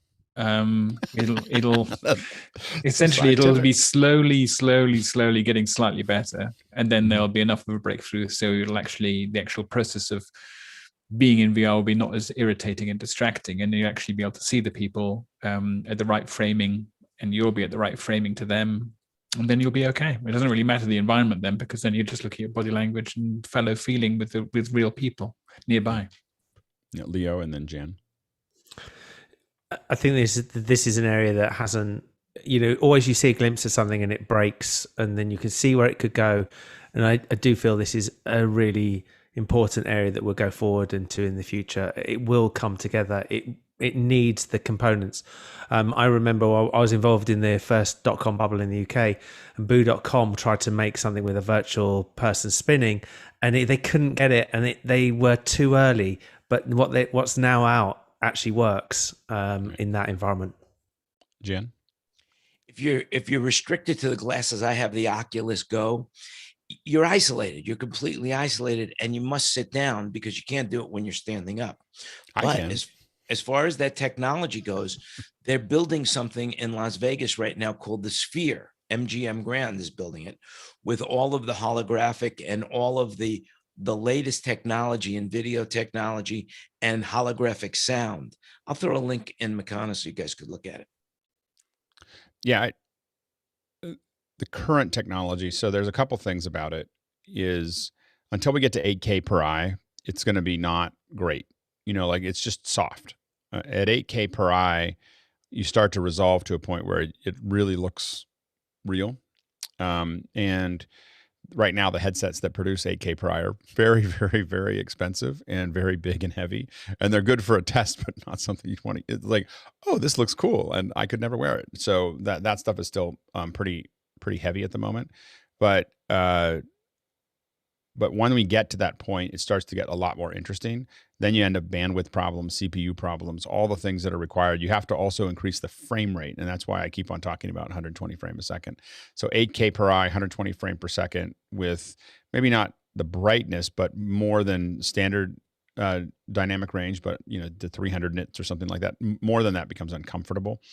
But that is going to now get to a point where it's very immersive and really interesting. And it's probably still 4 or 5 years away, to Alex's point. Go ahead, Alex, and then Courtney. I think part of it is also a blocking problem. How do you block the cameras and the people and what they're experiencing? I always thought it would be a good idea, as well as having 2 cameras in every location initially. This is the this year option. You have this camera that is pointing at people's faces just on their machine, and you have a camera of their shoulder about 4 or 5 feet behind, which can't see in the detail what's on the desk, but enough to see from body language if someone's interruptible or not. If you see the person's leaning back and they're just kind of twiddling their thumbs, or they're just kind of shooting whatever they're doing, then they're interruptible and they're open for a chat. And if you could see people, it's the equivalent of walking past somebody's office and seeing that the door is open and they're relaxed, as opposed to the door is closed or they're not relaxed. And I think that would be interesting in terms of the social part of interruptibility and being with people. The funny thing is that, like, I firmly believe that for every person that, I think I might have said this yesterday or the day before, but for every person that says they really value the in the hallway, conversations that happen at a corporation, there's 5 that say I would get a lot more done if people stopped interrupting me. So anyway, it's just I keep on hearing that over and over again about how the informal conversations are so important, and I'm like, but how much do you give up? Because man, usually I get so much more done at home than I do when people can. I will rarely talk to anyone that doesn't schedule a call or at least text ahead of time. But if just calling me straight out, oh my gosh! Like I pick up the phone, like this better be. Other than my wife and my mother, this better be good. But Chris Fenwick was leaning back and he was just taking in what you were saying. And in practice, if I could see that from behind and I couldn't see what was on his screen. But me leaning back might be just me thinking. It doesn't necessarily mean that I want you to interrupt me. The idea is to give it a few seconds. What I I'm also saying have a is bad that back. I was stretching. But I just kind of like the idea of that, British people don't really work on Mondays or Fridays. On Mondays, it's still the end of the weekend. On Fridays, we're looking forward to the weekend. So on those days, you kind of need to have ways of just hanging out with people or seeing if people are interruptible. The other thing I was going to say was eventually, if you block it right, you kind of be nice to have a light field thing to capture me, so I could be seen from either side or the front or the side. So then people could see me from the angle that they want to be a relative position to me. Yeah, one of the things to also think about is the deep fake technology applied to you, in a sense that it can start to figure out what you would look like when you were talking that way. So for instance, if you had a deep fake watch me or you or whatever, an ISO of you in this call for the next year, like just process what we're saying versus what we're, what our head's doing and everything else, it could probably be pretty accurate about what you look like when you say those words. It could build a model that had me standing in front of you, Alex to Alex, and talking, and my head and my eyes and everything else would probably, just listening to my voice, it would probably be like 95, 96% accurate, maybe more. I don't want to say 99.99, but quite possibly. So, then you're really looking at something interesting where you have a representation of that person. Maybe it's not perfect, but it'd be a lot better than the silly avatars that we have right now. Go ahead, Courtney, and then Leo. Well, if you're talking about VR goggles that change your viewport based on your head position or where you're looking, the latency is always going to be an issue because it's going to create the feeling of motion sickness after about 10 or 20 minutes. That's why most VR has failed up to now, because the latency it's hard to get the latency down to 0, which is almost what you need, because your brain interprets that slowness as to be an imbalance, or you're off kilter. Yeah, the latency a lot is frame rate. That's what we found, is that it's the frame rate that is really the problem, because you are moving with 0 latency inside of the render, but frame rate becomes super important. It turns out. I'm sorry to interrupt you. The latency I'm talking from sensing your head position, going re-rendering the screen, but it's the frame rate. That's going to be latency. It's frame rate. Disney spent millions of dollars to figure out what that was in the 90s, and it's frame rate. Because the frames are actually not coming to you fast enough as you turn. And so what they did is they had a little dial, and they would turn the frame rate down to see when you throw up. And everyone throws up at some point, but it's just a matter of how far down it goes, because what happens is that when your eye tells you your position is different than your inner ear, you think you've been poisoned. Your lower brain goes, "You're poisoned. Let's get everything out." And so that's why also when you drink too much, or some people drink too much, their inner ear gets disconnected from their eyes, and then they have to throw up too. So anyway, it's a defense behavior that Disney spent a lot of money in Florida figuring out. I talked to the guy who worked on it. Anyway, but the frame rate is the latency that you're talking about. When you increase the frame rate, because your body, the sensors, you're moving in real time. Okay, we're going to move on, because if we do this for every one of these, we'll be here for the next 3 hours. All right. Next question. These are great questions. It's a great conversation. The next question is from our own Sky Gleason up there in Seattle town. Alex, Lindsay, where do Moore's Law and COVID accelerate your theory that, quote, in 10 years, there will be no hybrid events?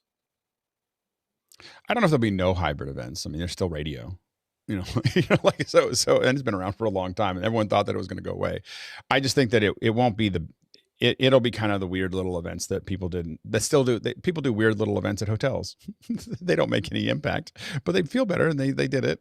So I think that it's going to be hybrids they're really cool right now. They'll be kind of a edge case of old thinking, within 8 to 10 years. I don't think it'll go any faster than that, because I think it's just the speed at which the people who organize them can absorb things. But the big events, again, I think that we're going to end up with giant events that are millions of people, and that's going to be largely digital first events, because they engage people more. Tony, and then Sky. Yeah, I just wanted to say that I think that some of the worship events in the future will probably be more hybrid events. And I think that will go on for some time, particularly when you're talking about smaller congregations. I don't think that's going to go away, in the next 10 years. Again, I don't think anything's going away, but I will argue that for most organizations, the ones that become the largest are the ones that become digital events, where someone's going to, you might, to what you're talking about, someone might hear a sermon, or they might be reading a certain section of a book, or putting whatever that is that they're doing, and then have online discussions that are happening all week with live interactions and so on and so forth. That's going to engage a lot more people than going in. And while you'll lose some feeling of the things that you had when you were there, the engagement of that will be so intense. If you look at what we're doing and how much time we spend talking about this is just, sure, this is media. We're the front end of this because we're already techie. So we were able to jump onto this early, but what you're seeing here in this picture frame is the future. Like it is, you know, because we did this every day, we've accelerated the future by 2 decades, right? So we're like way out of what it's going to look like in that interaction. But as more people get all this stuff together, the idea of being able to have a discussion globally about a thought or an idea, whether it's this or whether it's quilting or chickens or church or whatever that is that they're interested in, it's going to be something that, again, the physical thing won't go away, but these giant discussions are going to occur that are global. And because you can now have people aggregating globally based on their interests as opposed to their geographic limitations. You know, we're moving past time and space. You know, like we're in this crazy moment where we're moving past time and space, and it's going to be this weird thing where everyone wants to hang on to time and space because that's what they knew. But when we get to the other end, once people get used to that, you know, we could never do what we're doing here in the physical world. Sky and then Alex and organizations, whether they're churches or businesses or whatever, will learn that too. Sky well, and that's Alex. Exactly pretty quick though, because we got a lot of questions. Yes, well, and your quote of 10 years, I think, is what I'm asking. Is COVID is accelerating and focusing and forcing us to do a lot more communication and connection in ways that we were not comfortable with 2,000 years ago around a campfire. I don't think it just accelerated. I think it created it. But the matrix, that's why I threw the Moore's law matrix, had a matrix. Now we've gone past that of 10 years. I mean, every 18 months. So again, I guess what I'm selling you're inspiring me in that I think it's going to be less than 10 years because of the COVID compression. That's up to us, making better events, evangelizing a better way to do things. It's part of why I started this. Because I was small window. Let's move the world down the path quickly. You know, like, you know, while the window's open, to make sure that it never closes.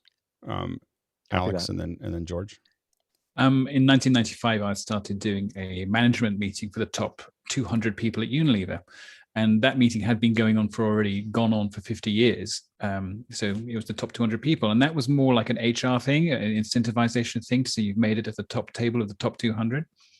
10 years ago, they started having more and more people in the company being able to connect to this in various ways. Sometimes this event went on tour around the world and it was repeated again and again and again, and I was involved with that. In 2019, they did it at a local office in the UK, and it wasn't a special office, it was just the Unilever UK, and it was they just picked 40 people to be in the audience, and the rest was streamed to live events all over the world, and they just did it twice for different time zones. Right. And then this is about getting a good 50,000 people to actually get to see this thing on the same 2 days or the same day. And that was not about HR and giving people a pat on the back. This was actually about, let's do this right now, and anyone in this audience can connect and have their question answered. So it became a really different function from the point of view of, it was really good. And essentially the people in the room were props in a nice way, because they just represented everybody else, and the camera would get in the way of their line of sight so that the people could look down the barrel at the real audience. Yeah, I've done town halls for a company that is, I won't get into who they are, but they found that it was incredibly important. They were having issues with customer service and everything else. It's incredibly important to keep all the employees going the same direction and having context and understanding why they're doing things and talk through them. So they started doing town halls over Workplace, Facebook's Workplace, for 250,000 people at one time. You know, like that is like, you know, like it you know, and it's and it moves, the idea is to move everybody in the same, it's incredibly powerful, and companies need to be doing that more. Facebook does town halls that are streamed internally with Mark Zuckerberg, and I don't know how many they reach, but it's tens of thousands, you know, that are watching it on Fridays, I think. And those are incredibly important to companies and companies that aren't doing that are cray. Next question. Next question coming in from Andy Carluccio from Washington, D.C. What lessons from decentralized/virtual production can we take back to physical events for those of us who end up with in-person gigs again? Go ahead, Rupert. So I think the things that people might realize is, wow, this is hard. We've got to move people and equipment and logistics. We have less reach for attendance and talent. And in terms of technology, if we consider now how can do things in the cloud, you get the redundancy of that. You can pull in technicians from anywhere. Those are in a physical world, those are things that we will lose. Yeah. Leo and then George, real quick. Yeah, just taking galleries away and putting them in virtual environments. Go ahead, George. I would say that I've already been working. I don't think it's going to go away for a while because I'm going back and forth between virtuals and on-site. So it's all intermingling right now. Go ahead, Mickey. I would hope that the strictness or the baseline level of quality of sound would level up, because in a in-person event, you can hide behind the ACs in the room and speakers being 100 feet away. I think a lot of live mixers have had to deal with actual noise floor now, since people are listening on headphones and smaller speakers that are close by. I think more presentations eventually will become produced and shown, as opposed to, and I think the way you'll do it, we've already saw Apple do this before they went to virtual, which is more and more of their show were pre-produced, incredibly high quality videos. And other companies like Microsoft and other folks hire cool people that are good editors to put those together. But you're going to see more of a reliance of, in the real world, when a presenter goes up on stage, they're going to say less and less and less and show more movies. So you'll still feel like you're in a stage event, but you're going to see it's really going to be a person introducing and setting up another movie. And here's another movie, and here's another movie, and maybe we'll show you a demo. And Apple was already kind of going down that path if you look at their trajectory. But I think you're going to see more and more companies do more and more of that, because you have to move faster for the audience now than you did before, because they're getting used to now not watching someone talk very slowly on stage. Next question. And that was Andy. Next one, Vincent Alvarez from Bellingham. He says, will they ever have two cameras on a laptop, left, right, or above and below, then apply magic to the image so it appears, just do the magic. So it appears we are looking directly into the lens for far side, even though we are scanning the monitor. There's patents for that already, to change the appearance of your eyes to look up or to look at the camera. It's I can't remember who has them, but I saw them go by. Sky? I saw that on Facebook. They have a little camera that hangs down in the middle of your screen. No, this is not the camera that hangs down. This is a computer graphics thing that realigns your eyes makes it look like you're looking up. They actually change your videos so that it looks like you're looking into the camera, which to me is a little weird. Go ahead, Mickey, and then Chris, real quick. Didn't FaceTime do this, or aren't they doing this at the moment? I don't think they're doing it yet, but I think that it was either Apple or Facebook that has the patent. Go ahead, Chris. Considering the amount of time that we spend looking at people's faces and into their eyes and the window to the soul and all that, I can't believe it wouldn't freak people out. That's the whole problem with avatars in general, is that any like a millimeter change in our eyes means a completely different thing. And that's why, by the way, I don't like all these skeumorphic things. I like this frame that we have of each other, because we get to really look at each other, and we get to see each other. And those reactions, I think, is a really, really important piece of the puzzle. Jeffrey? So I've been working with Character Animator, and the ability to actually create a puppet from an actual photo or something like that is very possible. And you can also set it up so you can move its eyes, or you can have the eyes move by looking at the camera. So there is a possibility.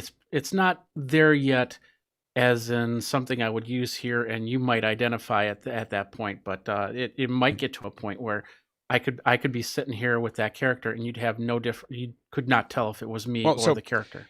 And the only thing I'll say is that it's what you can see consciously and what you can see subconsciously are two very, very different things.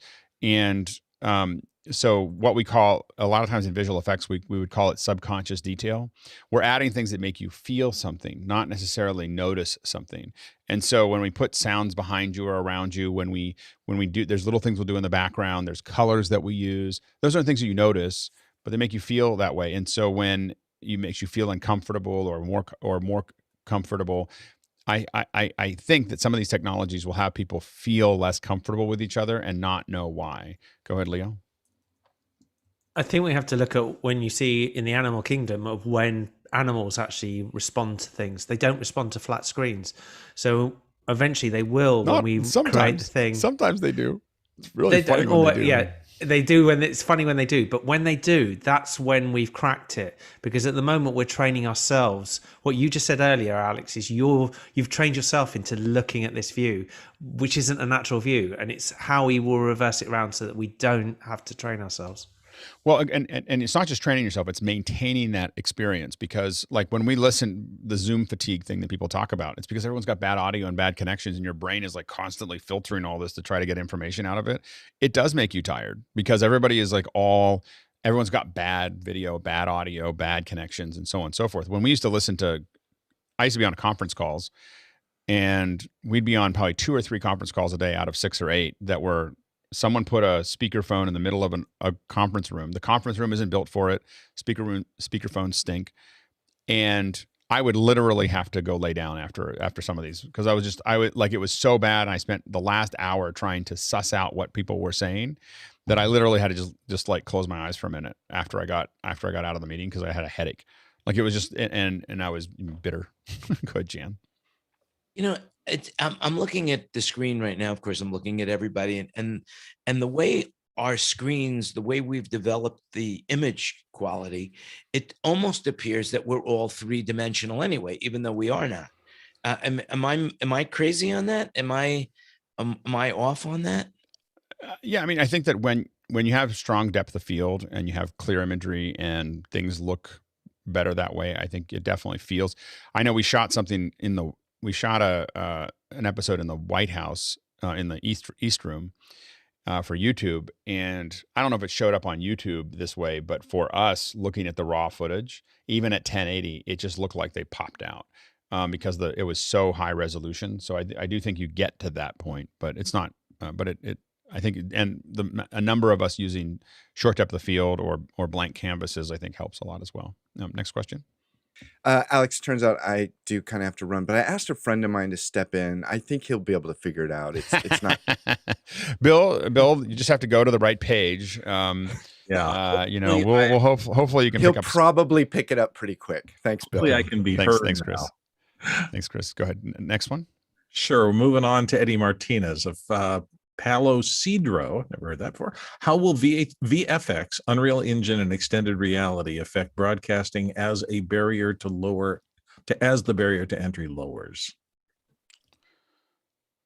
Well, I was looking for anyone who wants to say anything, but I think that number one is the graphics are going to get a lot cheaper because we don't have to use VizRT. We don't have to buy VizRT to get the graphics that we were trying to get. That's going to make things a little easier. Go ahead, Courtney. I think it'll become more annoying because they're going to overuse it, just like they did with virtual sets. Now a lot of local stations are using virtual sets, and the camera's zooming around, and they're walking behind the weather graphics, and clouds are floating through in front of the weatherman, and things like that. And you'll see it overused, probably. Go ahead, Leo. I think it'll be like clip art of the 90s, that you give the people access. It'll be PowerPoint presentations full of clip art for a while, and then it will normalize down and we'll get the actual quality out of it. You go ahead, Tucker. Yeah, I think it'll be just like everybody's saying. It'll be like the early use of Flash. As soon as Flash came out, it was like everything was these like bizarre, weird things. And then all of a sudden, like now it's at a place where it's compelling and you don't even notice if it is or isn't. And it looks good, so. I'll make a bold prediction since we're talking about the future. Is I think that that shows like what we're doing here are most likely the future of an enormous amount of broadcast. It's what I would call participatory media. And I think that is going to be something that we see more and more of. And as people get used to the fact that they can go with lower production, good, solid production, what we see here is actually a representation of an enormous amount of production quality, right? But it's not whiz bang and all these other things. Now it's nice to have little things like this, and it's nice to have little graphics like what Alex oftentimes builds that kind of open up and tell you something more about what you need. So it's not that we're going to go away from graphics, but I think a lot of the shock and awe is because we're not engaging the audience very well. And once we engage the audience, what we haven't figured out is that they don't really care about the other stuff. They just want being part of the conversation is really important. And when they're part of that, again, I think that when we talked earlier about churches and corporations and education and just passion areas for people, as they get a point where they can do on things like Zoom, as they get to a point where they can have these interactive conversations with each other, authentic communication with each other about things that they love, they're going to lose interest in a lot of the other pieces of content. Will they never do it? No, nothing is absolute, but you could see 15, 20, 25, 30% of all viewing time dedicated to people having conversations and interacting with each other. And we're experimenting with that. I mean, that's what we're experimenting with here. When we're cooking together, when we're building Raspberry Pis together, we're learning Unreal. These are all us throwing matches at dry grass to see what burns. Alex? Countering that slightly, there's also the example of talk radio. If you have 100,000 people listening to the radio and maybe 50 people call in, the radio station want lots and lots and lots of people to call in. They don't actually mind, and they need a producer to choose them. I think there is a natural limit to the percentage of people who want to participate. At the moment, of course, with TV, it's 0.00001 are allowed to participate. But it may be that only 5% of people want to participate, and the other 95% just want to show in which lots of interesting people participate. Well, and I think that we have that. I think that the thing is that to your point, radio shows create a different kind of listening, even if you could call in. Like there's a lot of times when I've listened to Michael Krasny, who I'm going to try to get on here. I got to see if I can figure out a way to get him on. But I listened to him for decades, and the fact that I could call in changes the way I listen, because I listen from a point of, oh, I could call in. I have an idea behind that. I should call in. I don't actually call in. I've never called in. But the other thing is that when you start thinking about more efficient Q&A like Makana, you can engage more people who don't necessarily come up with a question, but do come up with a vote, right? And they can, and then that might still only be, to your point, 10 or 15 or 20% of the audience, but it drives the conversation more effectively. Next question. Leo Mendel of London, UK is back next and here on the panel with when will Apple catch up with high quality cameras and mics on their laptops, or will they not? They won't. That's my prediction. They'll never get great on the laptops. It's just not, it's from a cost perspective and everything else, it's not going to, if you care about it, I think the assumption is that you'll buy something separate anyway. Go ahead, George, and then Tucker real quick. You already mentioned it, Alex. It's not necessary. You'll go external. Yeah, go ahead, Tucker. Yeah, I think they've solved that problem for themselves by doing the tethering mode with the iPhones, and they've got great cameras there. So it's just another be in their infrastructure, tether it, and you've got the best camera that you're going to get. So I'm hesitant. We build things around Brios and everything else, but the best looking camera, the best web camera that you can put onto is an iPhone. iPhone 12 is just, as a web camera, is unbelievable. Anyway, next question. Moving on, Alex 4D Golner in London, Europe says, any thoughts on what it will mean when all media is composited at the point of playback? So what we have here. To some degree, we've got a bunch of feeds that are all being generated in real time so that we can enjoy them there. So I think that I think that the pipeline will make it hard to do that anytime soon, but I think that it is interesting to have even just taking HTML5 and being able to composite it live, over it, where it's, and I think that we've been asked to explore that for something else, but being able to have that overlaid over top of the video where all those things can go. And I think that's probably stuff that you would put in broadcast, and it does have some advantages to the video resolution can be lower and the graphics can be sharper. I think that's one of the things that I see. Tucker? It also allows people to make decisions very, very last minute. So the fact that you've got deadlines can now be pushed all the way to the limit, and then you just, as opposed to, hey, we have to send this off for development. Now we're all the way down to hey, you can hand me an MP4 15 minutes before you need to play it out, and I can be successful. I don't want to, but and also that you can interact with the content. So you can have things that are over top of it, and now I can pop up. Let's say I'm doing a talk, and I want to discuss this Raspberry Pi. The Raspberry Pi model can be floating over the video, and you can rotate it around and look at it and talk about it, sitting in the video frame that you're looking at. Go ahead, Mickey. Yeah, I think it might be interesting as well to, well, of course, like to be able to tailor fit the the feed to whatever platform the person is viewing it on, in terms of the graphics and 16:9 versus 9:16 and all that, and maybe even like tailor fitting the graphics to the person's location. Like say if you hold up the Raspberry Pi, you'll instantly get to see a link there of where to purchase it locally, in the country or the city that you're in. Right. Yeah, go ahead, Courtney, real quick. And Mickey slightly touched on it. Where I see it being adapted is by advertisers to do, tailored ads to whatever you're watching or whatever you're interested in or whatever you show interest in. And which will push us more towards conversation, things like this. All right, next question. David Brady of New York says, what or where is the cutoff point between what should be live and what could be recorded? Go ahead, Liberty. Complex ideas. Anything that is going to be really difficult, or if you need to show something, those are the things that you should record. And the live content, definitely engaging, and when you're looking for that interaction and feedback. Generally, when someone asks me that question, I say sports, breaking news, and then to Liberty's point, interaction. And that can be done in a couple different ways, but I think that those are the three things that want to be live. Almost everything else to me should be recorded. Go ahead, Jan. Yeah, I was thinking about that too. In other words, certain things that are repetitive, like the opening of a show or the closing of a show, could interface that as already pre-recorded. Mm-hmm. But the live action, when there is stimulus and response, that needs to be live. Yep, Tucker. I tend to actually turn that around and recommend that the open and the close be live with more pre-recorded in the middle. That way you can have that interaction and engagement right at the top.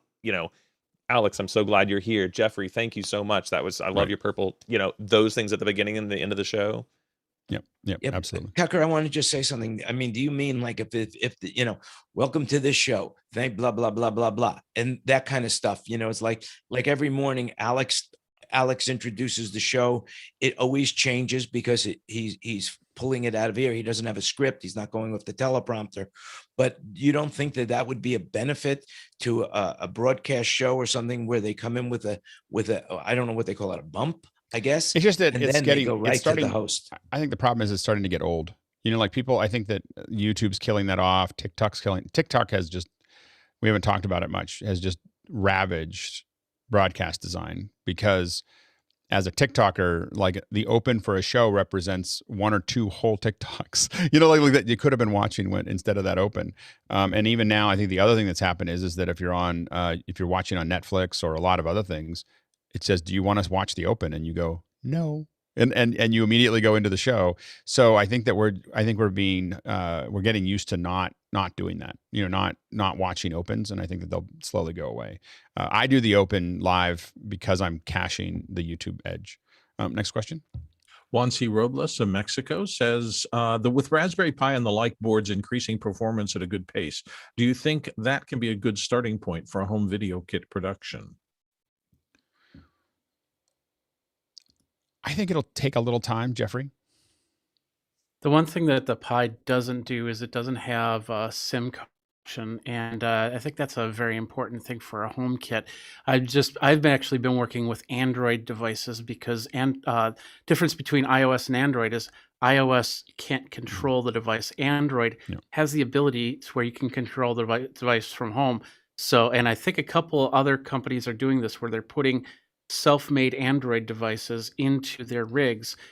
You turn that thing on, it's going to instantly connect to you and go from there. But Pis can be additional items inside of there, like for instance, the playout beat can be running, things like that. We're going to have to move really fast because I'm already late for a meeting, which we're going to finish this up because it's such a good conversation, but we have to go super fast. Mickey, and then we'll move on. Yeah, eventually. We're seeing little uses for it, but eventually it will be more and more capable. Especially if you use things like the B-Link by Courtney. I just like saying that. Yeah, there we go. See, you even had it there. All right, next question. Show friend Laura Thompson of Beaumont, Texas says, do you see technology leveling the playing field for people with disabilities, particularly virtual reality, alternate reality, self-driving cars, or augmented? Yeah, absolutely. Customizing people's experience is going to be a big piece of what we're seeing there, where you can get it in the way that makes the most sense for you. Go ahead, Leo. I also see it in the recruiting industry, you're going to get people who've been ineligible for jobs are going to be top of the list to get jobs. Yeah, I mean, it was something that before we closed DC, we were really looking at we were talking to veterans organizations. We were about to fill about half of our area with veterans. You know, I was like, they need to be able to interact with a switcher and they need to be able to think well, but they, you know, mobility is not something that was important to us. And so I think that this environment creates a lot of that opportunity. Mickey, real fast. Yeah, just look 10, 15 years ago, like ATEM Mini Pro and also the Pocket 6K, that level of quality was, you know, tens of thousands of dollars back then. Now it's nothing. Next question. Brody Hefner, New York City, says ATSC 3.0 next generation broadcast standard for digital over-the-air TV is rolling out across the U.S. It's adding support for 4K HDR, Dolby Atmos, DTSX, and so forth. Will this drive other changes in the media landscape? Go ahead, Rupert. I think if you can improve the quality of over-the-air TV just a little bit, it incentivizes more people to cut the cord, save that money, and put that money into streaming media. Yeah, absolutely. Jeffrey? It also does a little bit of ad focusing, and it also does a little bit of internet. So you could actually press on a button and order that item from Amazon or whatever. I think it's imperative that they keep moving that technology forward to do exactly what Rupert's talking about, is to make sure that people don't have to have cable to have the fullest quality. Leo, real quick. Really quickly in sport, the OTT market is just going to explode, and you're not going to need a subscription to anything to watch the sport that you want to watch. That everything's in place. It's just there. It's going to happen. Next question. Jan Landy of Las Vegas says, what's the story on Apple glasses, or for that matter, Google or Amazon or Facebook head-mounted displays, head-one displays? Oh, Google tried one. They haven't been super successful yet. Facebook is, they're just experimenting, throwing things against the wall. Of course, you have Microsoft is doing pretty well with the HoloLens, and Apple, there's lots of rumors. So I think that's pretty all we can say right now. Next question. Perry Miller, Chapel Hill. If using an iPhone 12 for camera, what software is needed to control it? Filmic Pro and Filmic Pro Remote. Oh, Tony, sorry, I was moving fast. Yep. That's all I was going to say. Filmic Pro. Next question. Tony Mobley himself from Newman, Georgia. Do you think Blackmagic will create a lower price 6K camera for more ATEM Mini owners? Go ahead, Ken.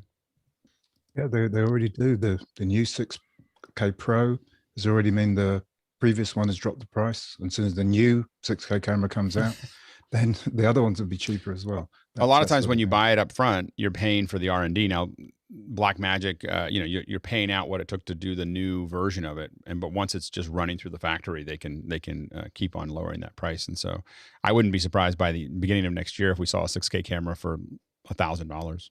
Yeah, absolutely. Next question. Liberty White, Atlanta, Georgia, and here on the panel, if we haven't touched much on what's happening in gaming and e-commerce, who are you paying attention to as trendsetters? Gaming and e-commerce. Go ahead, Liberty. Travis Scott. If you haven't watched Travis Scott, the concert from last year, so Fortnite did one, and anything happening in China, because they have apps that are doing live streaming for shopping. So those are like two Amazon. Pop Shop Live. Oh yeah, and Amazon. Yeah. Jeffrey does Amazon Lives. I follow you, Jeffrey. Yeah. So oh, good. Thank you. Yeah. So I'm going to do one today too. Oh, nice. When are you doing it? Actually, in about an hour, I'm building a new PC, a new Intel-based PC, and I've got. I'm going to talk about unboxing the motherboard, which is a ROG Maximus 13, which is a Thunderbolt. How do you find it? How do you find your Amazon video? Well, I have a shop, Amazon.com/shop. What's it called? I'm just throwing /. Yeah, no, I get it. Amazon.com /shop /geek magazine put in geek. That's me. Perfect. Awesome. All right. So hopefully some of us can go watch Jeffrey. I'll be in meetings, but that's good. That was great. We'll save the Raspberry Pi one for Saturday. Sorry to John, but we'll get the tagging thing working better. And an incredible job by our producers, handing us all the fodder that we needed to move forward. The producers are getting exceptional at their job, and now we have to move faster to keep up with them. But I think the panel did a great job at tightening up and getting through a lot of the questions and really great answers. So I think that we're doing well, and we're going to keep on picking up speed. All right, I'm going to jump into the post show, and we'll see all of you tomorrow for the long day, for some of you anyway.